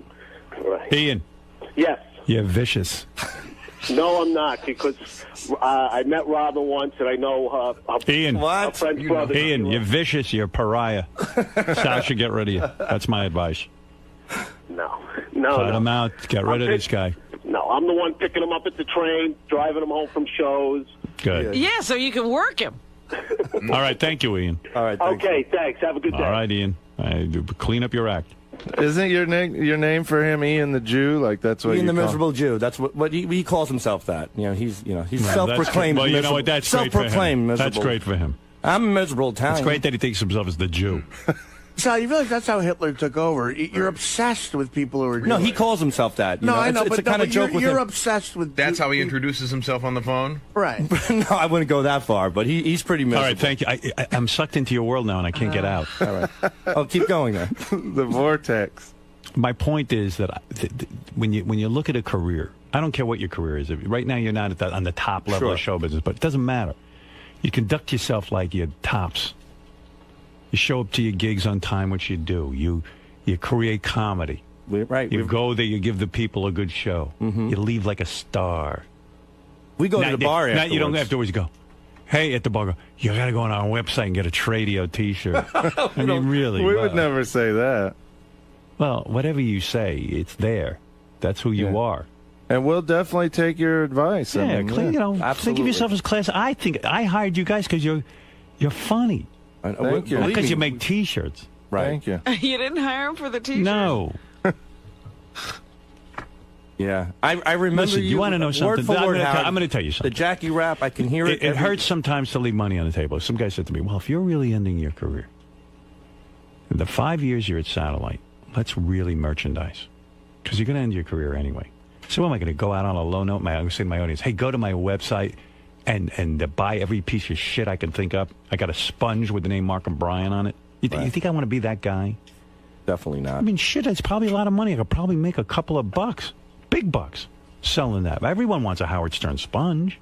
I mean, but I don't want to be that. Johnny Carson could have sold a million things. All right, one time he went into this line of suits, and that even cheapened them. The guy made enough money, he didn't need to do that. All right, you guys are a little down on your luck. You're not making money on the T-shirts. Oh. So what are you doing it for? What, just to have your hands in everything? What are you, moguls?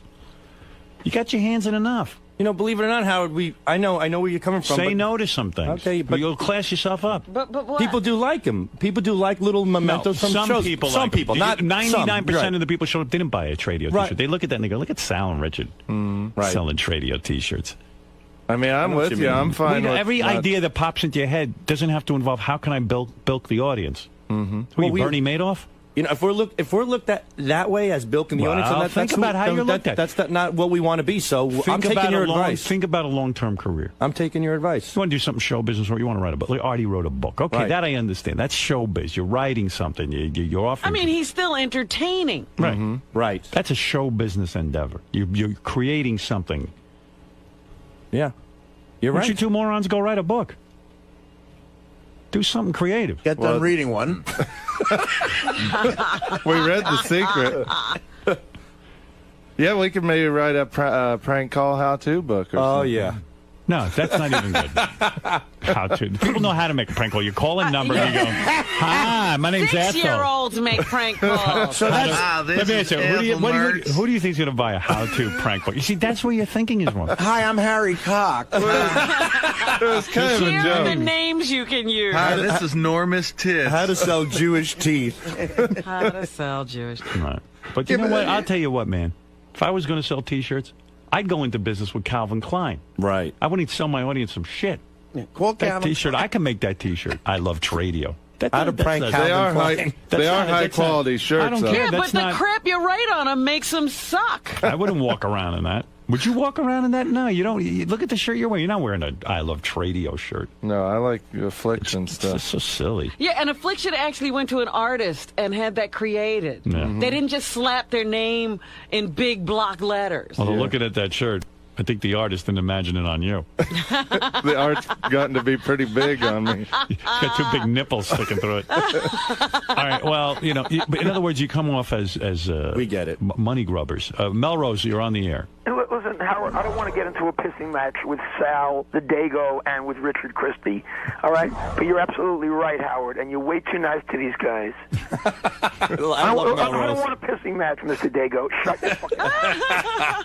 Shut your fucking mouth. Melrose is great. All right, he Melrose. really is. No, Howard, wait a minute, Howard. You think Chris Rock does this, or Jerry Seinfeld, or Craig Gass, or any great comedians? Come on, you guys are cheapening yourselves. Jerry Seinfeld, Craig Gass, and who else? Chris Rock. Chris Rock. Where did you get those? Where did you get Craig Gass? Louis Black. No, Craig Gass is brilliant. Actually, Craig Gass is in his basement right now developing a T-shirt. Chris Rock probably's got a line of T-shirts too. Probably. I don't know, but you got to kind of weigh what's worth it and what isn't. Howard, you're absolutely right.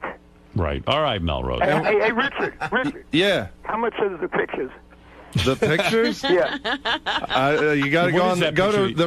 theRichardandSalShow.com. I don't know. I don't even do websites. You see, Howard's right. Well, you don't do that, Richard. you go you want to to be a big star? You ever go to like you talk about Disneyland, what a bunch of rape. Right. They take a picture of you off that ride As you're shitting in your pants going down. And you have to go buy it. It's Right. like guys, come on. I mean, you're going to take a professional photographer's going to take a picture of you and then charge for it? I mean, what kind of business is that? Well, we're not hard-headed. What are you, bar mitzvah business? We're taking your advice. I mean, Richard, I want to buy a picture, okay? Okay. I want to buy one. Do I have to give you my address right now? No. Yeah, give it to us. Go ahead. I'll give you my P.O. box. Can I do that, Howard? You don't have to buy one. We'll send you I one. want to pay for it. How much is it? Well, you got to come to our show and take a picture with I us. live in Los Angeles, California. He wants to know We're how coming much to it is. California He's Memorial trying to Day get you to weekend. say how much it is. Yeah, how much is the T-shirt? I want to buy one. I want to pay with Jewish money. Probably, I think 15 or 20, something like that. 15 to 20. How much autographed? I think it's 15 regular, 20 Can I autograph. get a personal autograph from Melrose Larry Green? You really Of want to be the course. guy who does that. I see Gilbert now doing it. that- I see Gilbert doing that. I go, what a schnurr. Now that we got reamed for an hour about it, no, I don't want to. Listen, I don't. I think it was I'm good not- advice. I'm That not wasn't even. a I ream. tell But you no, not to I'm- do I it. know. I want you guys to make money. I know you do.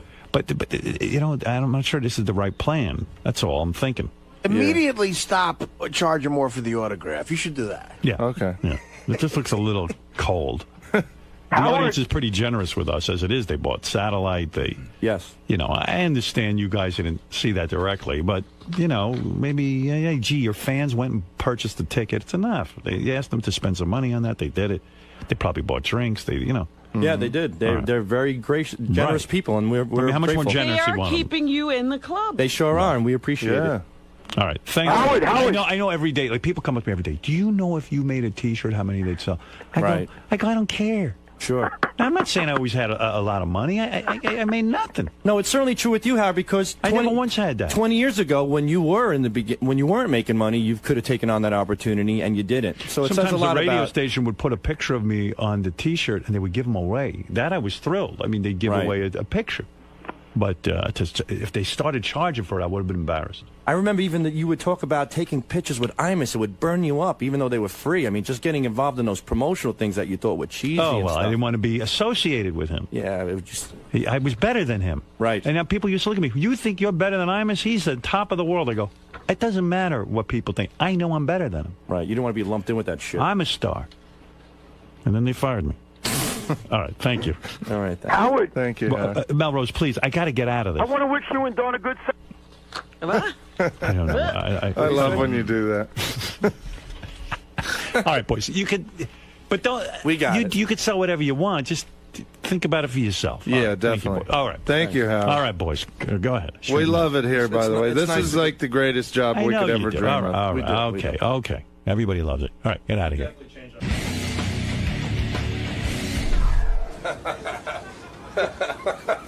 Like a therapy session in there. Do you feel better? Yeah. Do you? Of course. When I'm with you, of course I feel better.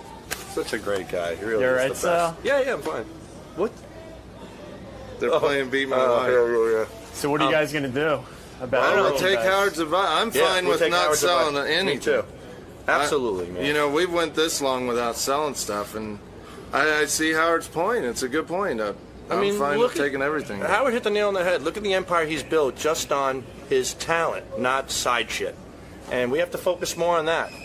You know, that's primarily. Yeah, we would never sell like cookies or anything like Right. that. I mean, we might sell T-shirts, but never cookies. Don't drag me into it. Why, you selling cookies now? Don't drag me into it. You know what you should do is you should charge for your cookies, but then charge an extra $5 to autograph it with like sprinkles on it. Don't deflect to me. I would buy an autographed You're Lisa G deflecting cookie. to me. Are you worse than Limbaugh and O'Reilly? Nobody's worse than those assholes. Well, that's what Howard said. We're No. trying to make people laugh. We're not Yeah. yelling and like Limbaugh and O'Reilly is.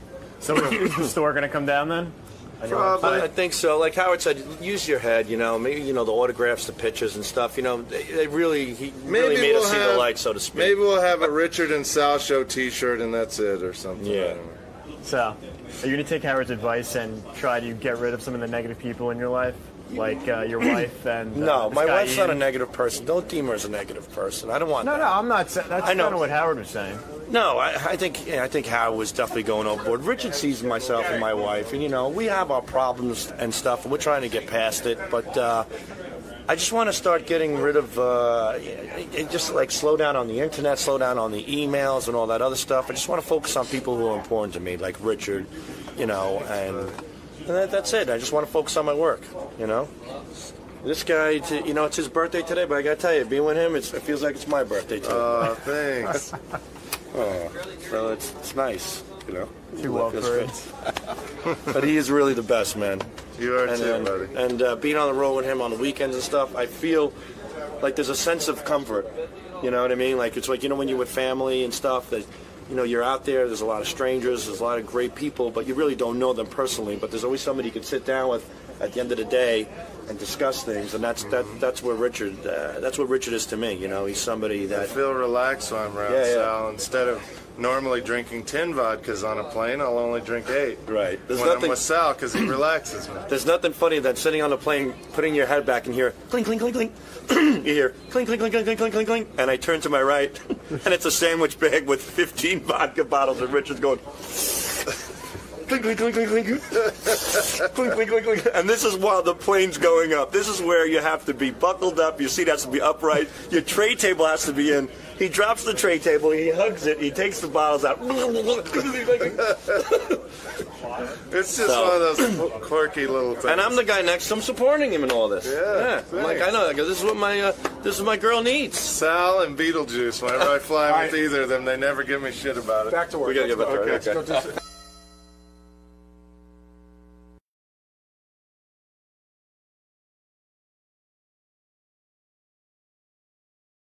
Lisa G has what's going on in the Howard 100 newsroom. Lisa, come on in and tell us everything What's going on? that you're following. Lisa? Hello. Hello. I saw that Ross got Lisa's card for Mike. Yeah, well, Mike wrote me an email. Oh, no. Saying, what about the, 6 of us, Ross and Melissa, You and Beth. and Lisa and Mike, him? Mike and Lisa. What about we all get together? And I was like, dude, what are you writing me for? Write your buddy Ross. He's the one who's got to give permission for you to date Lisa, evidently. That never works because you Right. don't end up talking to the person. Yeah, That of course. big group date kind of Yeah. thing? Beth was like, I don't know why Lisa and Mike don't get together. But Beth was like, Lisa's so cute. Like Mike would be thrilled to be with Lisa. Wow, thank you. So, I don't I'm know. going to see her today. Who? Mike and Juliet. Oh, you're going to go see Beth? Yes. Oh, I thought you were going to go see somebody else. No.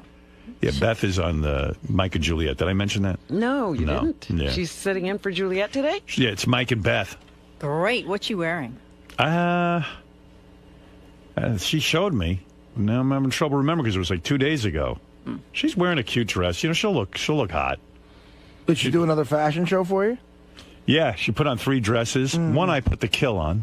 I didn't like You it. didn't like it? was- Why? listen, it was now, great. if you put the kill on something, does it mean it's dead for all time? No. Or just not right for the show? Not right for television. I see. Too much yellow. Okay. And, so there was some outfit that I thought she looked really hot in. And then, but Beth has these theories here. I don't want to look too... She wants to She's look... thinking of the audience and Right. the daytime, the day part and all Right. that. Yeah, she's got all theories. And you can't tell us about that other TV project she did? No.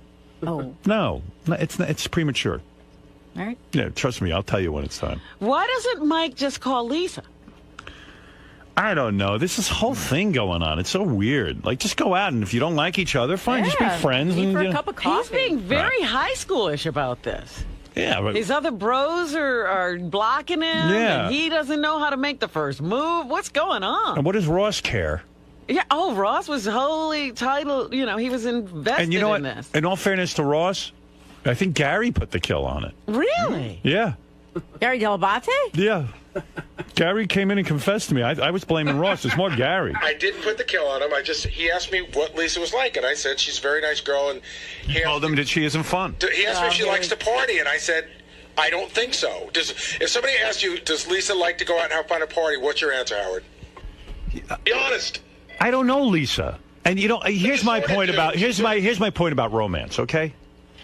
If you put it that way, that Lisa doesn't like to have fun, she doesn't like to party, she doesn't what do you say? Lisa will go out, Lisa will drink. Does the guy ask me, does Lisa like to go out? Does she like to party? And I said, I don't know. I don't think She doesn't, you know what? She's not 12. She doesn't want to hang out till 4 in the morning. No. That's what, and I said to him, I said, listen, I should, and I told you this, I said, I should never be the one.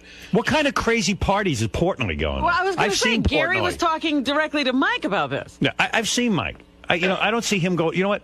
I think, like most guys, he's probably looking for somebody to share some time with. And how old is Mike now? 44. Yeah, it's time. Well, it's got to be time to settle down. It's got to be his time, not your time. You know? Hey, You know, it's but fine. he could just go out on a date. And What I is told this him that. I said- prelim? When you're he's gotta 44, do? you shouldn't be looking for a party every fucking night. I said to him, you should just go out with her and see what you think. Hey, does she have a cool stereo? I'll make him an apricot sour, all right? Like, to me, I like a chick who, is into me. Yeah, we go out and do some stuff. Yeah, And you know what? She doesn't have to go to every party with him. She's not marrying him right away. Yeah, don't come to every party. No. You know what I mean? I mean, like, give it a chance. Right, no, don't come to Vegas if we're in Vegas. I'm shocked that he's like this.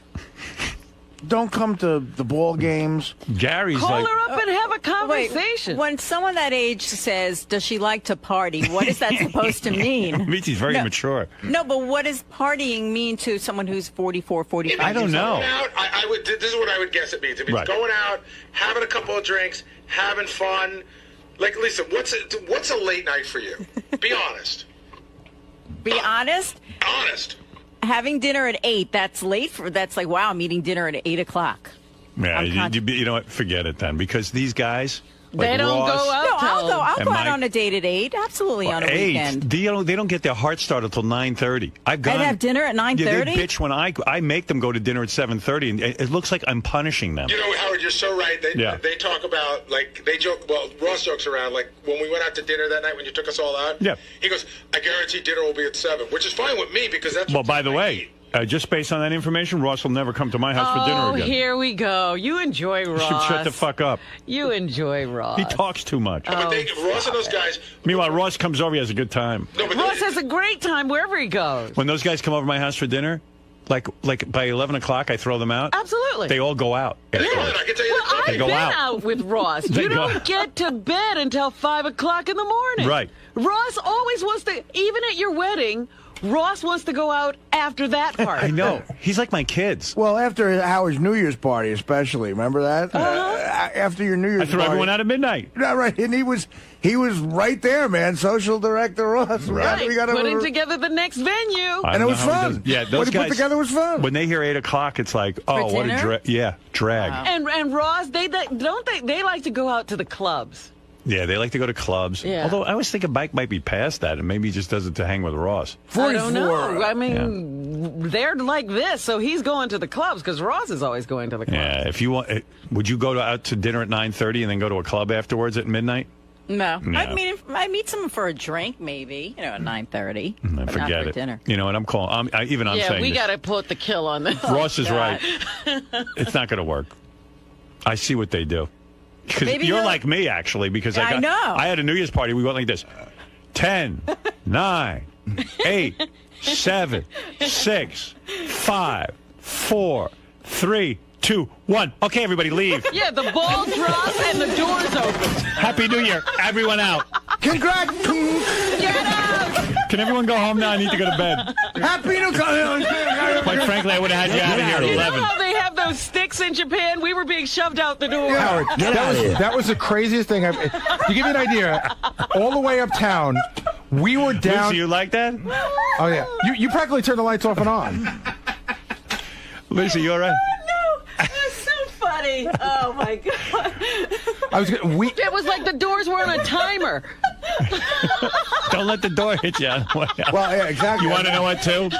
The night we were having that party, I remember I'm with Beth. And Beth's like wearing this sexy outfit and Yes, everything. I remember that one. And my cousin was catering the party and Yeah. planning the party, and it was up in my apartment, and we cleared out all the furniture and everything. So I guess I said everyone could start coming at 7 o'clock in the hopes that by 5 hours later they'd be tired. They'd be tired and ready to go. And New Year's Eve. It's like 7 o'clock, and I'm looking at my watch. It's 10 after 7. I go, these motherfuckers, I hate them all. And Beth goes, who? I go, the people we invite. She goes, what do you mean? I go, it's 10 after 7. The party is called for 7. And they're not here. I'm prompt. I go to a party when it's called 7 o'clock. But do you realize that some people look like a tool if you show up exactly like some people? Of course, but I'm nuts. I want them to get their party over with. The second I decide to have a party, I know it's a mistake.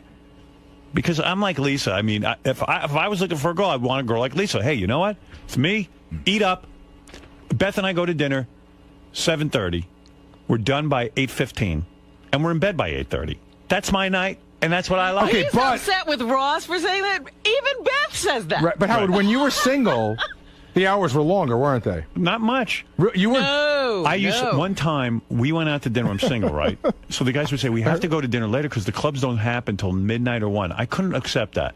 So I would have dinner at 7:30. We'd be at the club by 8:30. We'd get there. 2 girls would be there. They're not even open I'd yet. say, who's the better girl? And then let's party. Let's dance. Let's have Right. some fun.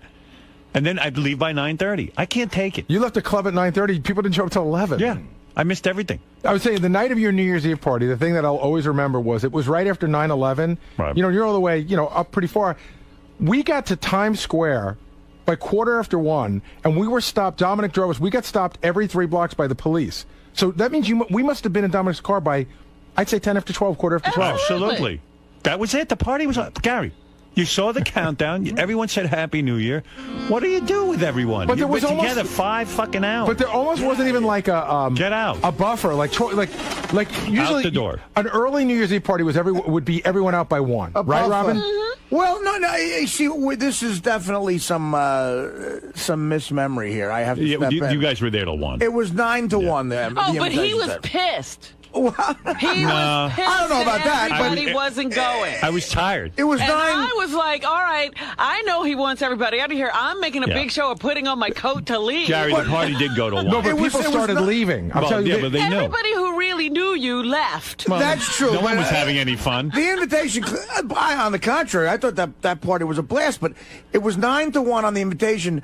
But usually with a New Year's party, a lot of times you'll give the question mark, 9 to, Right, 9 to whatever. That means like, Right, it's the big party. yeah, the party. But you realize if he wrote 1, that meant that was stretching it to his absolute max. Right. That's Right. where you figure. Hey, I was being honest. But anyway, going back it to was Lisa. great for like 48 minutes. That party was great.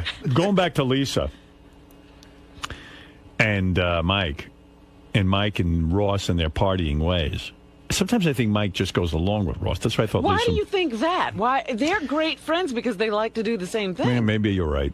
I think also Mike is, I don't think he's looking for a wild woman, but I think he's looking for somebody Who a little. can hang with them? Yeah. Somewhere in the middle. I mean, Yeah, Lisa that's why wants I think Ross might have been right. Like Ross was just saying, look, it ain't going to work. She ain't going to come out with us. She's going to be bitching by 9 o'clock that she wants to be done with dinner. And I can tell you, Drop me off. the night that we all went out with Nick Manning, Yeah.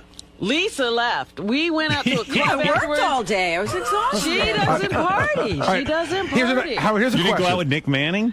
No. I meant a bunch of us Right, I girls get it. were all I get going it. to a club afterwards. I can't believe Lisa didn't go. And she was just like, nope, I'm going home after she did her interview. Howard, here's a question. It's still working. Ross and I were discussing this. I would never have this conversation with Mike, but Ross and I were discussing this. How long do you think you need to date Lisa to get sex? Not that long. I think it's at least a month and a half. You're wrong. I think you play it right. You'll be in your pants within 3 dates. 3 dates? Really? Yep. I disagree. I guarantee you. I Well, gotta what do go, you say, Gary. Lisa? You got to get it worked up. I mean, you got to, What do you say, Lisa? You know, that's a good question because I don't really know right now. I feel like I want to be someone's really good friend. I want to have a good friend. See, month and a half. All right, 5 days. That's a month and a half. If you date somebody for once a week at the beginning, it's about a month and a half. With that attitude, it's a year. Well, yes, she'll meet you for a drink. Does that really count as a date? And Really you gotta good sign friends? something. Like, I how don't good know. a Like friend? if I thought he was just hot and I wanted to have some fun with him, Right. then to be But right you don't away, think. But you don't care. do that. You say you do that, but you don't. When's the last time you Who's thought a that guy hot? was hot Yeah. Right. and you just said, "Okay, fuck it, I'm gonna have a great night with him"? Dr. Dre? Seriously, how many times in your life has that happened? It used to happen more, Really? more like that, yeah. But when's the last time it happened? How many times this millennium has And it what happened? time of the night is this This happening? happened this millennium. It did. But here's the difference, okay? You are the king of all media. You and I have the same lifestyle. You have married a supermodel, a gorgeous woman. Here I am. I have the same hours as you, and I can't find a date. So what's going on here? So nobody in radio can get a date? No, it's just like I don't get it. Like why we're having this big conversation that he doesn't want to meet me, that I'm not fun, I don't like to party. Yeah. So I have the You same don't. lifestyle as you, but Yeah, I'm not Yeah, fun. but you met somebody. I Mike met doesn't somebody. want to date him either. I met somebody who, Right. you know, I went out with a lot of people who wanted to go out every night, and this and that, but Beth didn't want to. Yeah, they date Howard before they go out. Right. You know, they go there and then they go out. They date you, and then they go. What do you mean? You mean I mean, like like Howard says, like they go to dinner at Howard's place, out by 10 or 11, and then out to the clubs. I've been with them. We've been in the clubs till 2 or 3 in the morning. Right. That's the way it goes. what can I say? I get up early, I go jogging. I don't Ronnie's know. screaming out there in the hall. I've just been handed a note that he wants Lisa G to shut the fuck up because he knows why she can't get a date. Well, then Come on, everyone. she's asking. Oh, he You should hasn't been come on in the and air in a tell month. her. Boo hoo hoo. Ronnie is very passionate about the Lisa G subject. He is very passionate. He is really. I haven't even gotten to my headlines yet. He's a nobody Lisa cares G about that. fan, obviously. He has observed. Well, fan, I don't know. He is. You bring up Lisa G to Ronnie, like fuck her. Where's Ronnie? Oh, there he is. Ron, what are you screaming about in the hall about Lisa? No, I'm tired of hearing this horse shit. What do you mean horseshit? It's horse shit. She doesn't want to go out with anybody. Oh. What do you mean? She's got her little stupid life going on. Stupid life. That's what she likes. She doesn't really want to go out with anybody. She would have been going out with somebody Do a you long want to go time out ago. with someone? Yeah. You do. I don't Ready to think so, date Dave. again. Yeah. She's into her violin, whatever She's she saying. plays. What do you know? She's saying. I she don't does. know, dude. You could tell. Why can't she Everybody get a date? Everybody's saying it out there. I'm just out there laughing about it. That's all. Well, wait a minute. There are a lot of guys around here, Lisa. Nobody you... Nah, You're attractive. No, definitely not. I mean, your She looks doesn't- aren't your problem.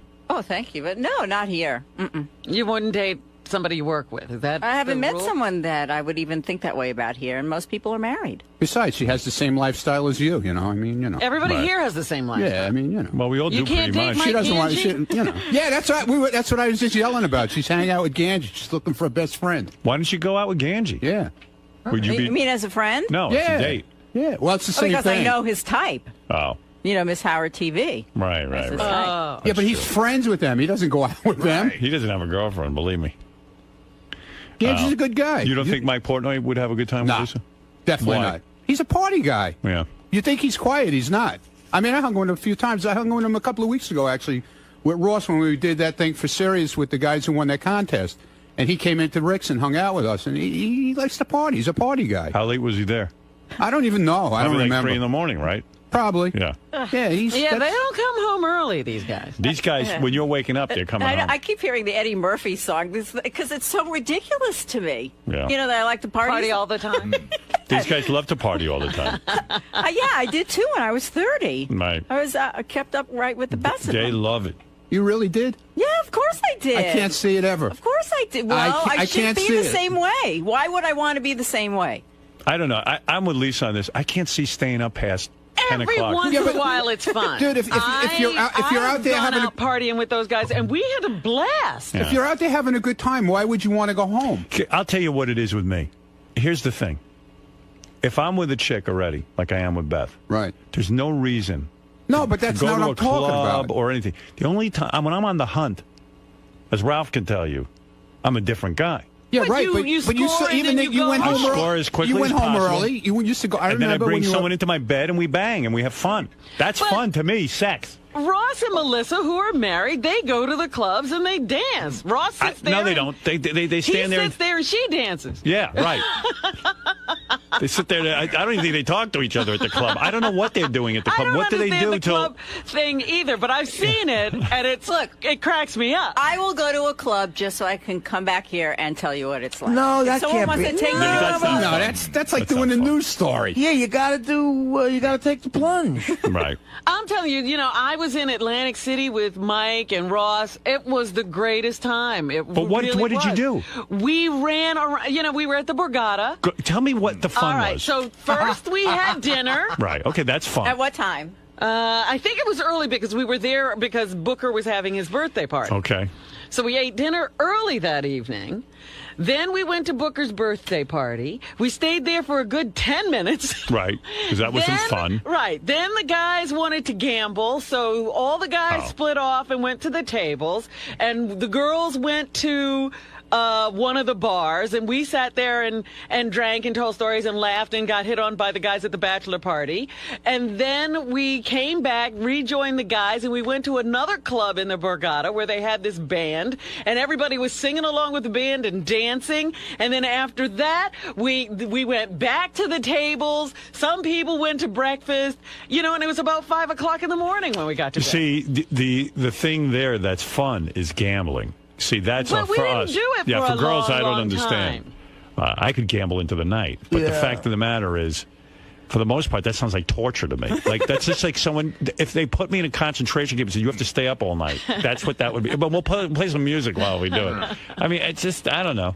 Maybe it's from getting up early all these years. But it was fun Yeah. that night. Yeah. We had a great time. See, it sounds horrible. I wouldn't want to sit and talk to people all night, hear their funny, dumb fucking stories, and I just after a while, Well, it's it wasn't enough. an all-night thing. Dinner was fun because it was like crazy, and the table was, we had 12 people at the table or something. A great conversation. Gives me a headache. Too many then, people. Off to the birthday party, saying hello to everybody. Moving out of around. there. I hate that. Then going, the splitting up, the guys going Yeah. to gamble for a while. I don't know. I don't even annoying. think they gambled for more than an hour. And then So we all annoying. went to a club and listened to some now I have a music. headache. You're so funny. That would drive me crazy. And even last week, I met the girls for drinks before the McCartney thing. Then we did the McCartney thing. Then we went out to dinner.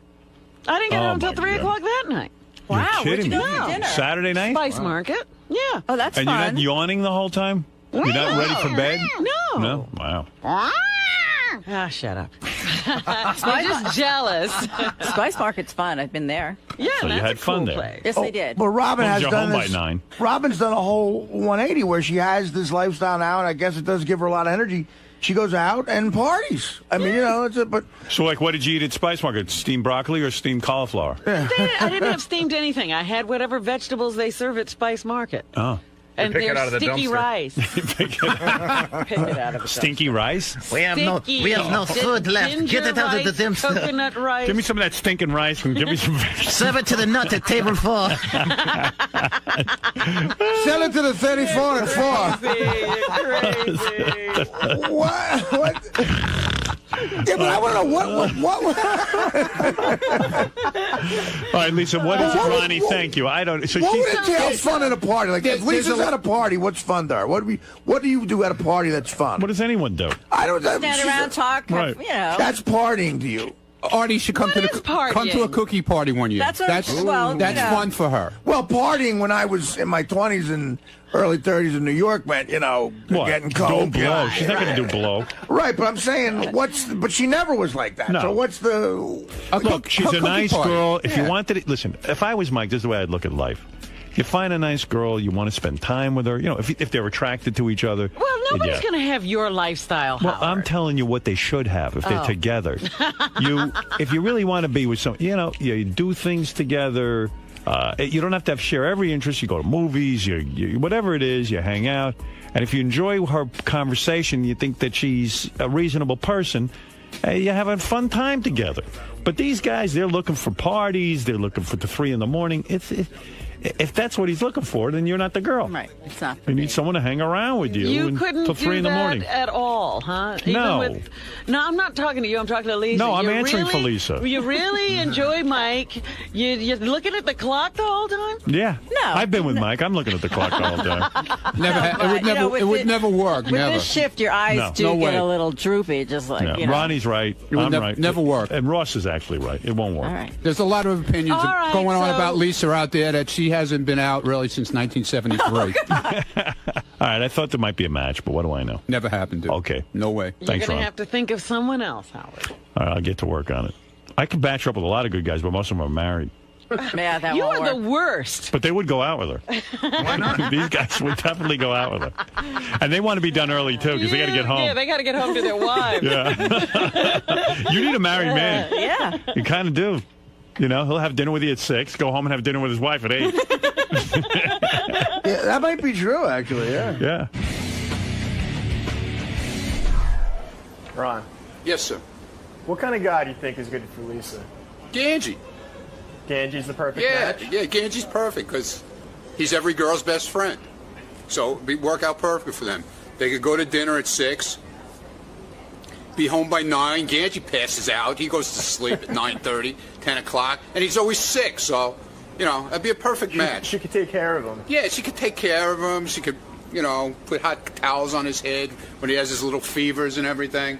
It'd be great. I mean, her and Ganji would be really good together. But this Mike guy, She's a wouldn't be, homebody. Ganji likes homebody people. but You know? this other Mike wouldn't, you don't think? he's a good idea? No way. Mike likes to party all the time. I mean, he likes to hang out, but he also, you know, party and hanging out. That's where, you know, it all comes together. What do you think Lisa would do? Like, if he were to take her out and they went out to like a club, think she'd just She'd be go like, home. She She wouldn't take stay. it? She wouldn't stay. She would say, "Could you put me in a cab and send me home?" Because she came to Rick's one night. She had to do. I was doing something there. She was covering it for the news, and we invited her to stay afterwards. It was 8:30, and it was like, "Come on, Lisa, sit and have dinner with us, have a drink." Oh no, I got to go home. You know, that's her, man. You know, she's like 90. You know what I'm saying? I hear you. She doesn't have no step, man. No step. She's Look like, at you. I got step. She has no step. Pretty spry for an old dude. There you go. Oh, I got a voicemail. Who could have called me? Yes, Maybe you got a date. maybe I'll go out with you. No, it doesn't seem like Mike's going to be available. Well, Is what are that you a gonna little do? disappointing? No, because if that's what someone really likes to do, then you know we're not meant for each other. You're not so. the party type, right? No, I used to be when I was 30, so it's a little too late for that to go backwards. What about Ronnie's suggestion of Mike Ganji? No, I know Mike Angie's type. I am not his type, so. No, Mike's a lot of fun. Like all the guys here are a lot of fun. But I think of them more in a brotherly way, so. That's a story to be continued. What exactly? What type of guy are you looking for? What would be good for you? Someone like Howard. We have the same hours, so. You know, it's hard to pinpoint it, it really is, but someone who works hard and someone who also appreciates what I do. You have to appreciate each other, so. And that's what Beth and Howard do. They really appreciate one another and they respect each other. She likes to jog, he jogs, he goes to bed early, she goes to bed early. So Let that's the it. truth be heard. Someone like Howard. That's right. What's so bad with Let that? the truth be heard. He's jealous because I didn't say Oh, Ronnie. yeah, I'm jealous. Yeah, I'm jealous. Yeah, I'm really jealous. Yes, you What are. am I jealous of? Then why'd you just say that? Because you always say that Howard's Yeah, and so- that Howard's not and- your Howard's not the guy you fawn over that TV No, I don't screen. fawn over oh, him. you do. Come on, I'm give me a watching the break. screen. No, you You're fawn just all jealous over it. that you're not like him. I'm not jealous. You're not that the king of all media. Then I why are don't you wanna saying be the something king in of all front media. I don't then wanna why be are the you king of saying all something media. in front of a TV camera, Ronnie, if you don't care? Because we're all making comments about Right, this. that's Everybody's right, and you making don't comments care. about it. That's right.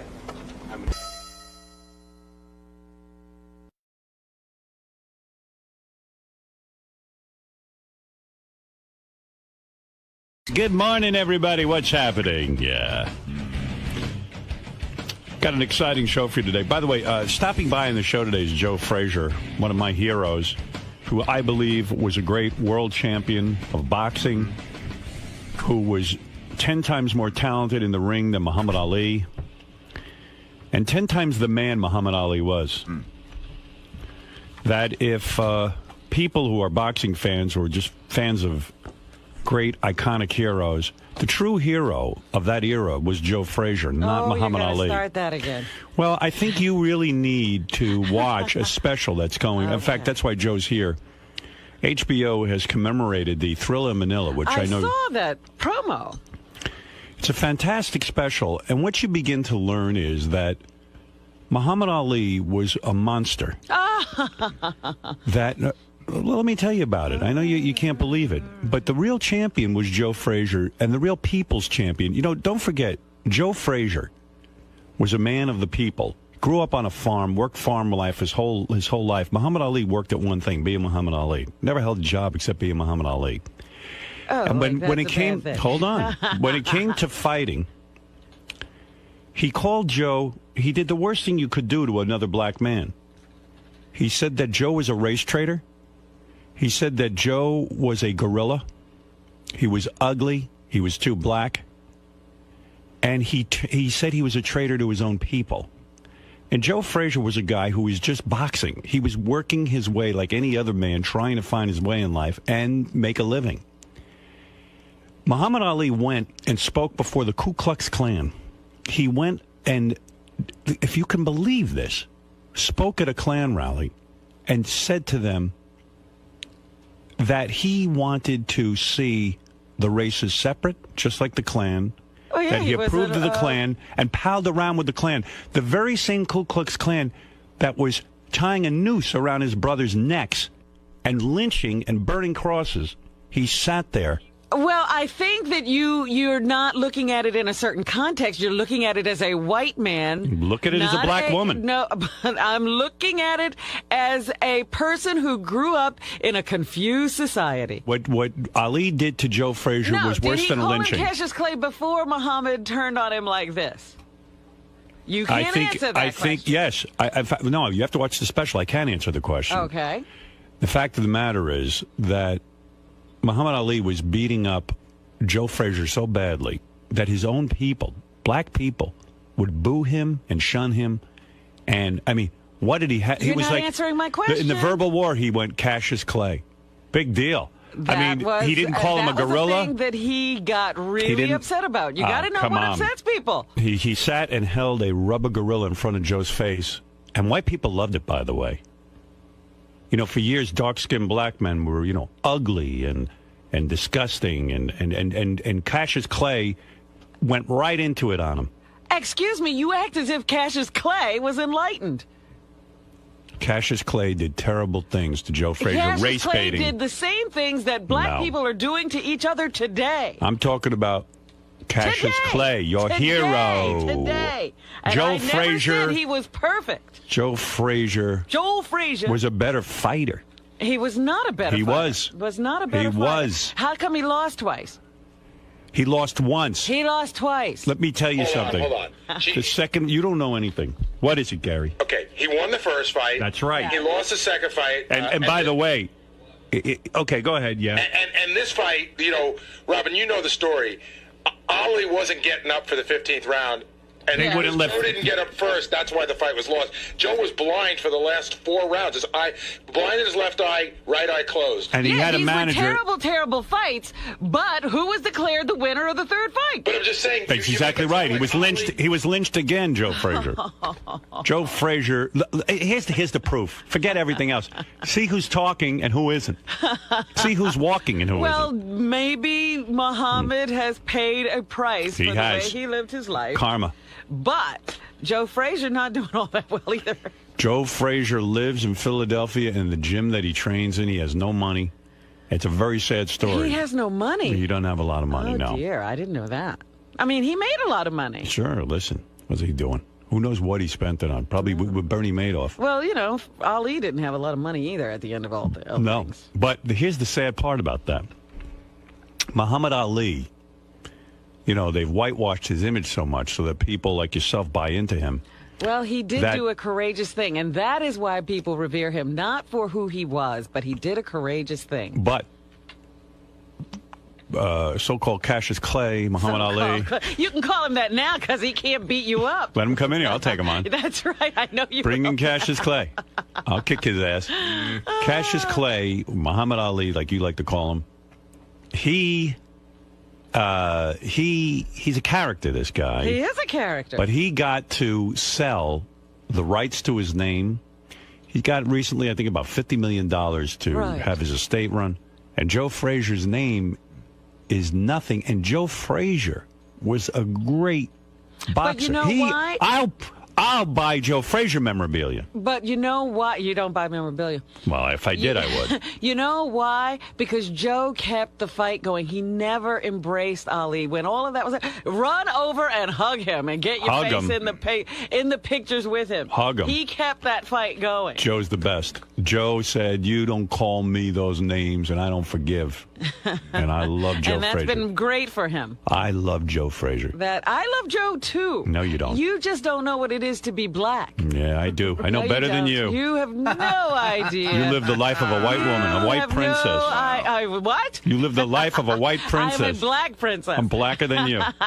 Believe me, I've been the black man. You and this documentary, you are white people analyzing black people who were raised in a racist society and driven crazy. I'm a person. This demonizing feeling for Joe Frazier.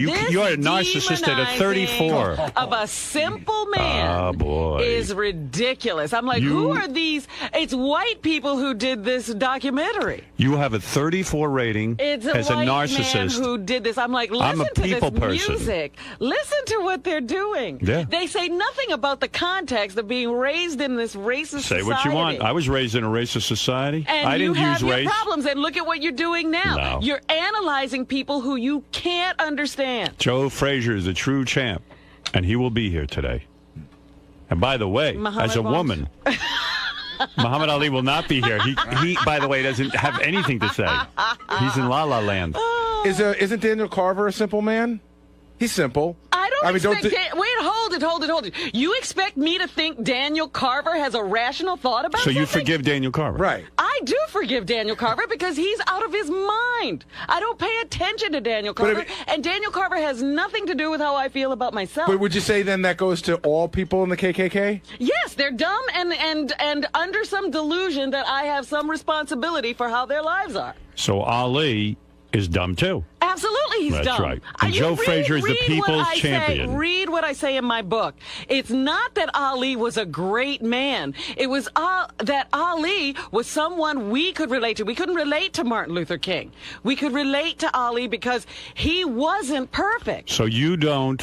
But he was brave. You're not angry with those guys who lynched people, are you? No, they're just dumb. Oh, here we go. All right, here there we you go. I'm angry at the entire society and the entire country. You know, when somebody, you got the wrong hero. When somebody raises their hand and says they've not always been proud of America, white people scream, "Whoa, you're not a patriot." Now you're using it the opposite way. Joe Frazier is the people's champion. Just remember that. And rewrite your book and put Joe Frazier. Brainwash me, hunky. Joe Frazier, the man. And don't you even talk to Joe when he's here. I won't talk to Good. Joe when he's here. Because you're going to try to rile the poor man up again. Oh. Let him have some peace in his Wait life. till Joe gets here. This is so ridiculous. Do you know this During is the interview, same... face the wall. Shame, the wall of There shame. you. Now look at you trying to master me and tell me what to do. Yeah, I've been trying for 20 years and you finally wised up. You won't listen. Whatever. Anyway, so Joe will be here.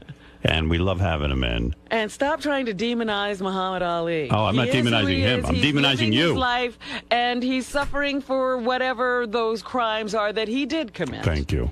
Well, now you're He talking. doesn't need you to be his judge. And you should feel... I judge him. You should feel inadequate to judge anyone during this era. No, I'm totally out of These were it. people, we were all fighting for our freedom at that time. By the way, Robin wants you to know Hitler was just a simple artist with a No, dream. Hitler was a maniac who come on. got He's your hero. control, who got control of another bunch of maniacs, and they all followed him. So do you ever get upset at anyone's behavior or no?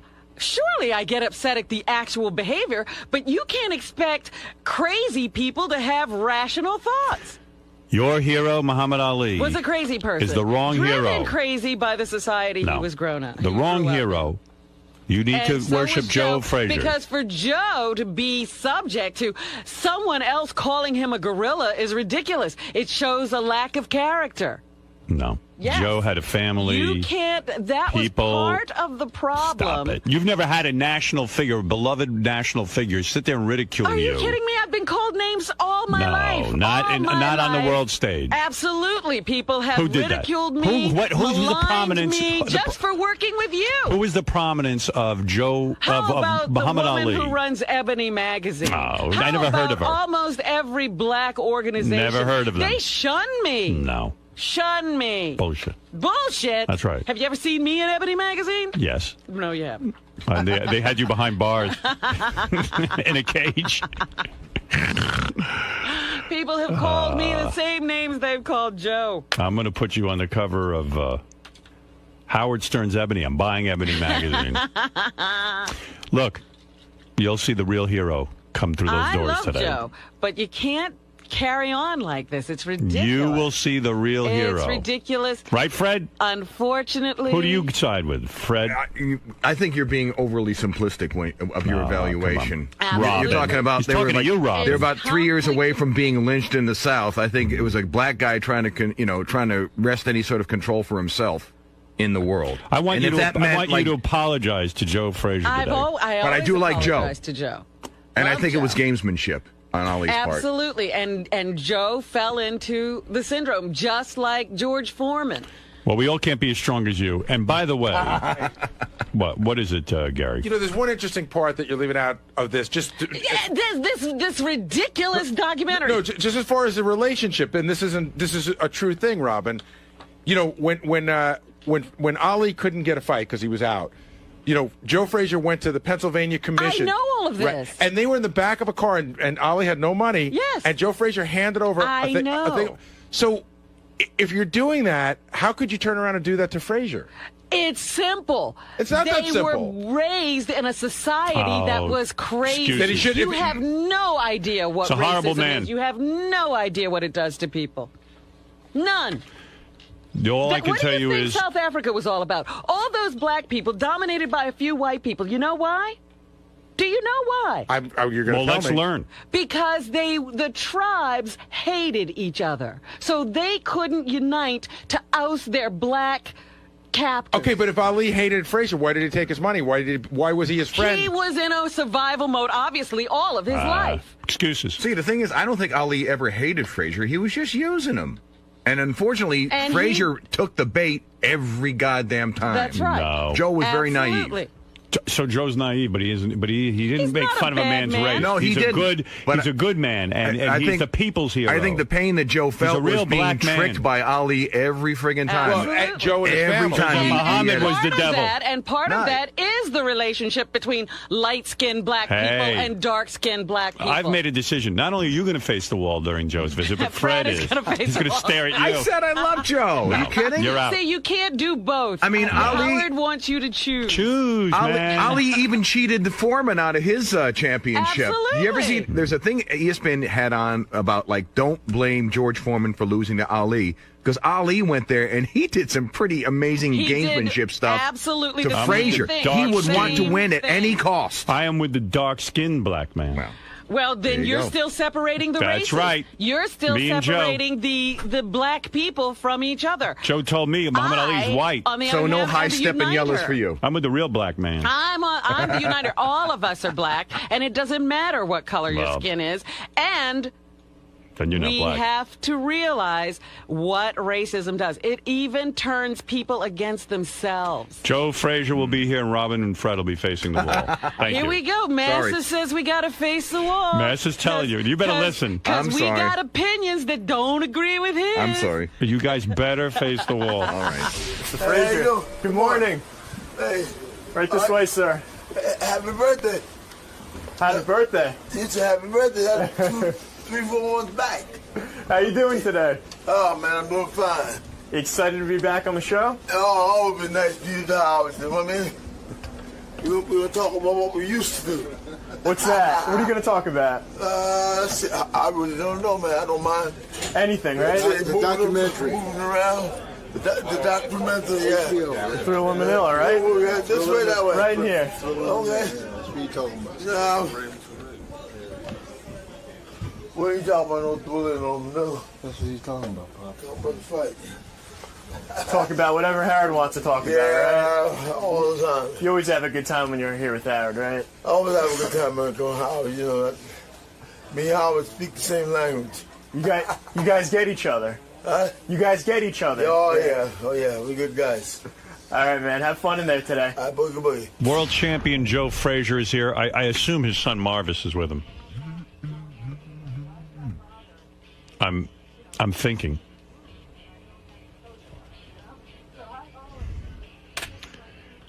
Joe is this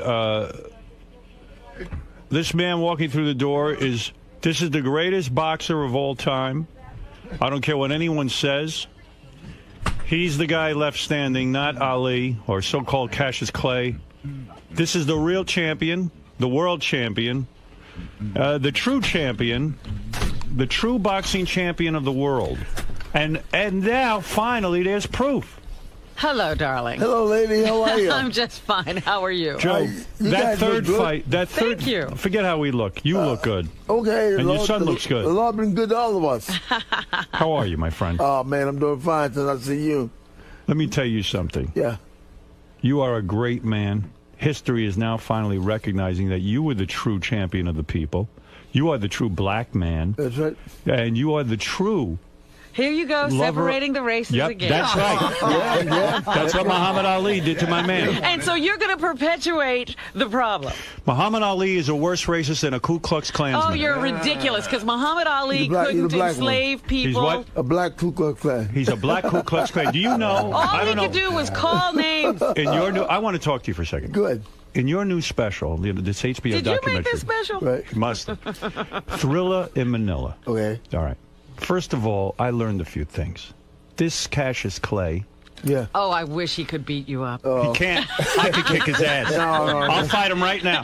All you do is mention my name. Don't worry about it. Cassius Clay went and spoke before the Ku Klux Klan. And said that the people should be separated. Yeah.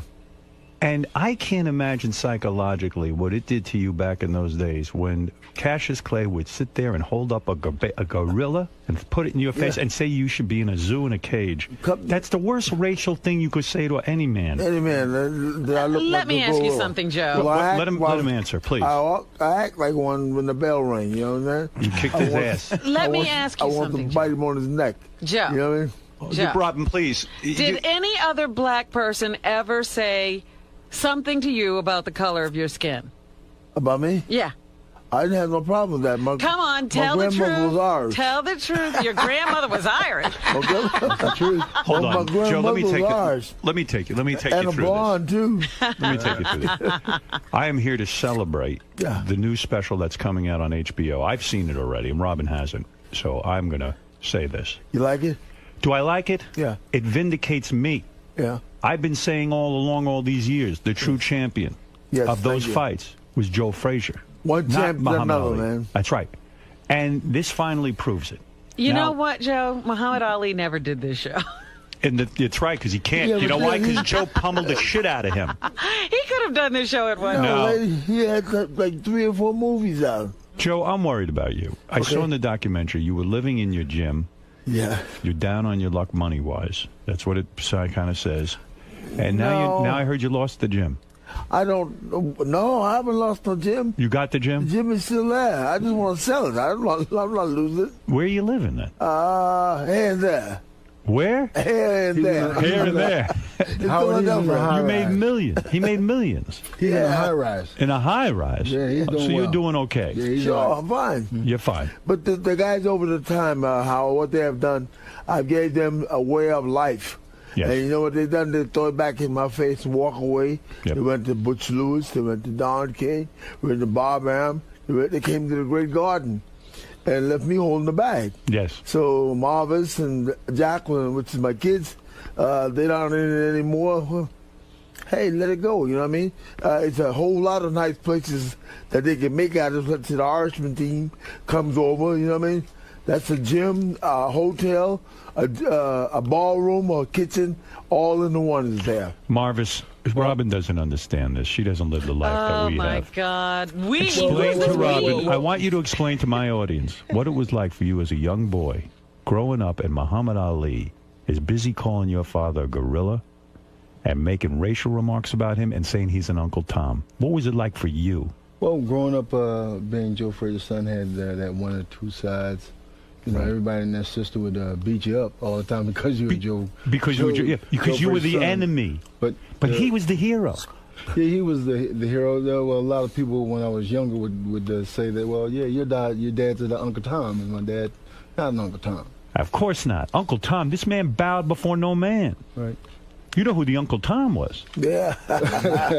Light, bright. And almost white. Again, we're Right. doing it all over again. I see we've learned nothing. Let me We've tell learned you. nothing. What you mean we haven't learned nothing? We're learning plenty.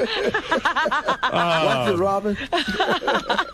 Muhammad Ali said, and I learned this all in the documentary, I hate Joe Frazier worse than the white man. Yeah, he's lighter than I am. Yeah. He's light, bright, almost and white. When he spoke at a Klan rally, and they said to him, don't worry, champ, we're not going to lynch you. Yeah. You know how many black men were lynched by the Ku Klux Klan, and Muhammad Ali's palling around with them? That's right. I don't think he was palling around. Sure he was. He went and spoke. Why? I don't think they had dinner together. He was just white as them. That's what he was. It's true. You're so right. You're so right. Now the truth comes out, doesn't it? Yes, After there you all go. these years. All on the table. All on the table. I knew I was right. Man, like the Lord's been good to me. They're damn and right. The Lord's been good to all of us. You know what I mean? You look good. You worked the farms and the fields. Yes, I did. You know what it is to be a black man in America. I'm in the back of that mule 24/7. Yep. Yeah. You know who was with him? You know who knows mules? You. Did Muhammad Ali ever work a day in his life beside being boxer? No. Who worked? You. Me. You. Oh, yeah, this is ridiculous. Right in the field. Matter of fact, I used to drive the tractor and load it all at the same time. You lost your toes working a lawnmower. That was a lawnmower. I said Robin ought to kiss you. That was a lawnmower, I said, a riding mower. You know what, Joe? I said to Robin before you came in, you ought to kiss that man's toes, and I remember you didn't have it. Yeah. Robin, when you want to go out? When you want to go out with What? Joe? When you want to go out with me? We're going out? If you want. When are you in town? Huh? When are you in town? I'm in town now.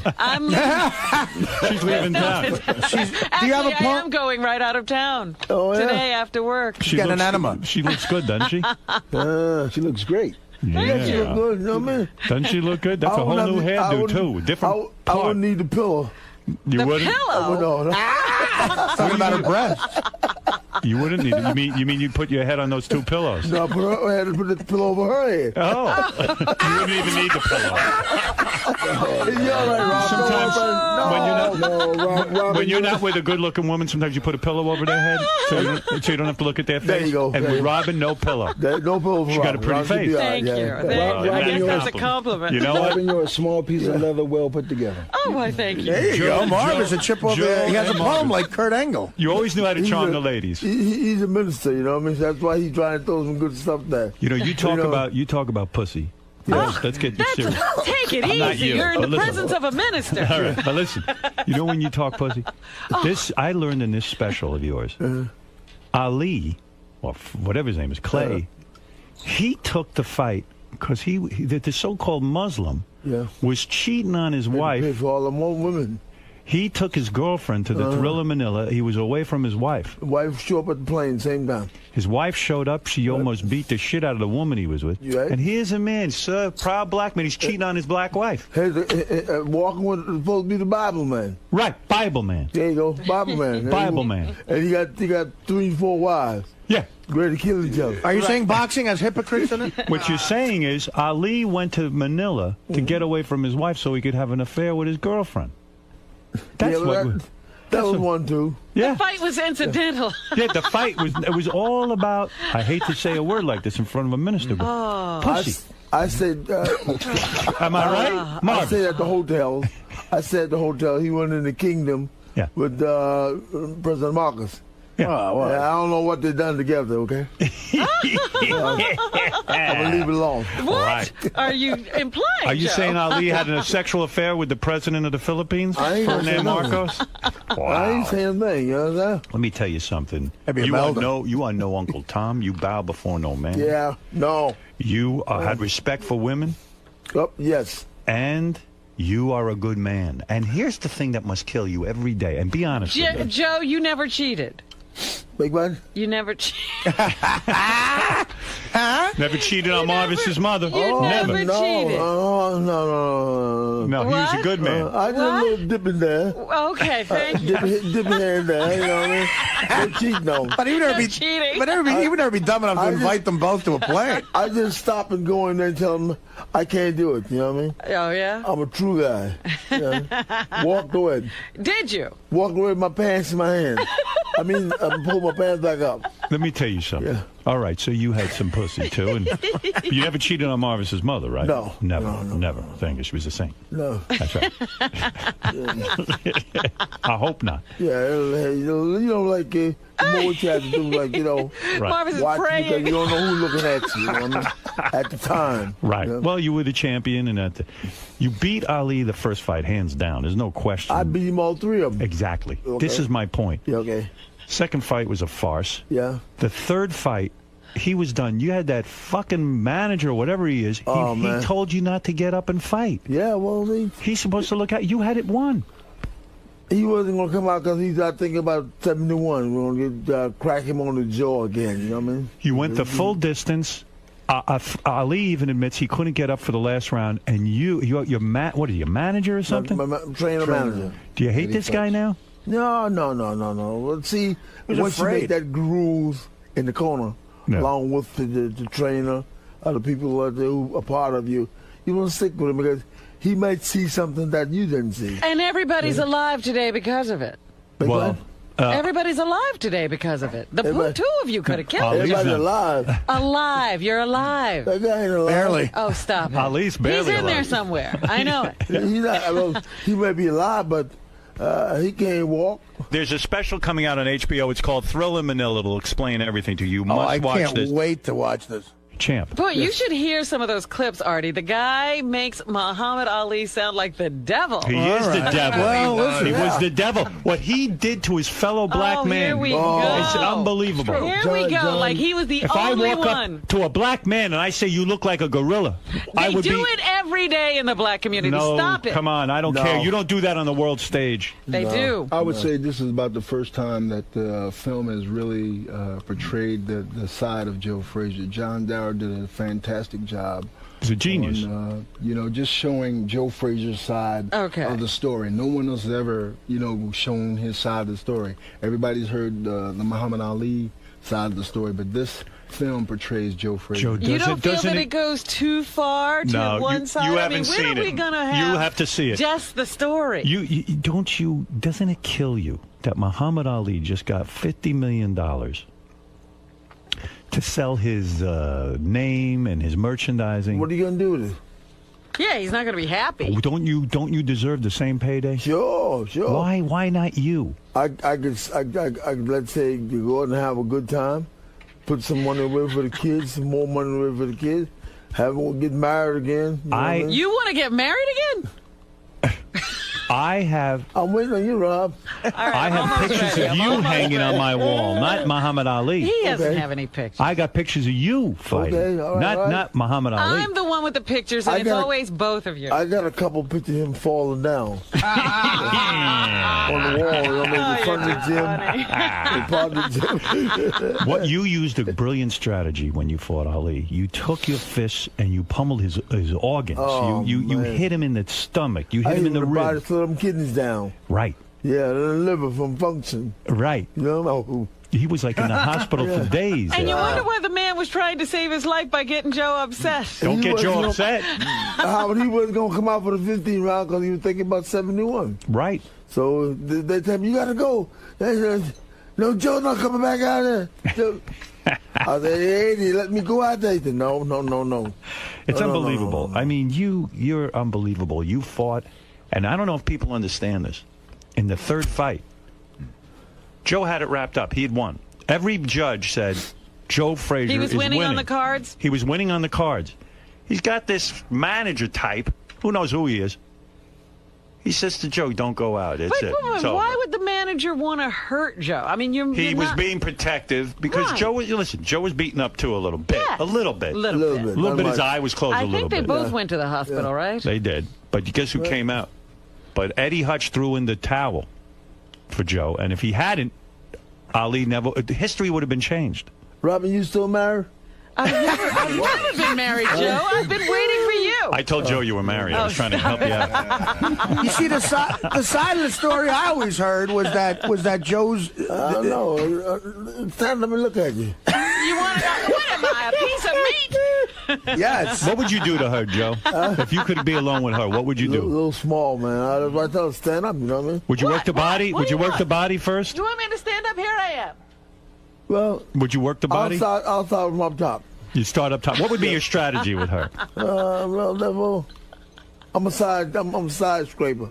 You're a side scraper? Stop the kidneys from functioning. Is she too skinny for you now?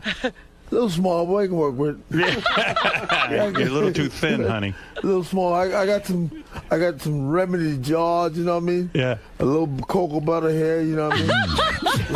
Lord help me. So what you do to a woman? Rubbing down stuff, you know what I mean? You put cocoa butter on a woman? Yeah, to make it smooth, you know. On the vagina? I mean, I'm talking about the body now. Oh, the body, not the vagina. No. The vagina. These are arms, you know. I'm smooth. Breasts? There you go. Wow. Yeah. Don't go no lower. What about the butt? You would rub that down with cocoa butter? Well, I don't move around back too much.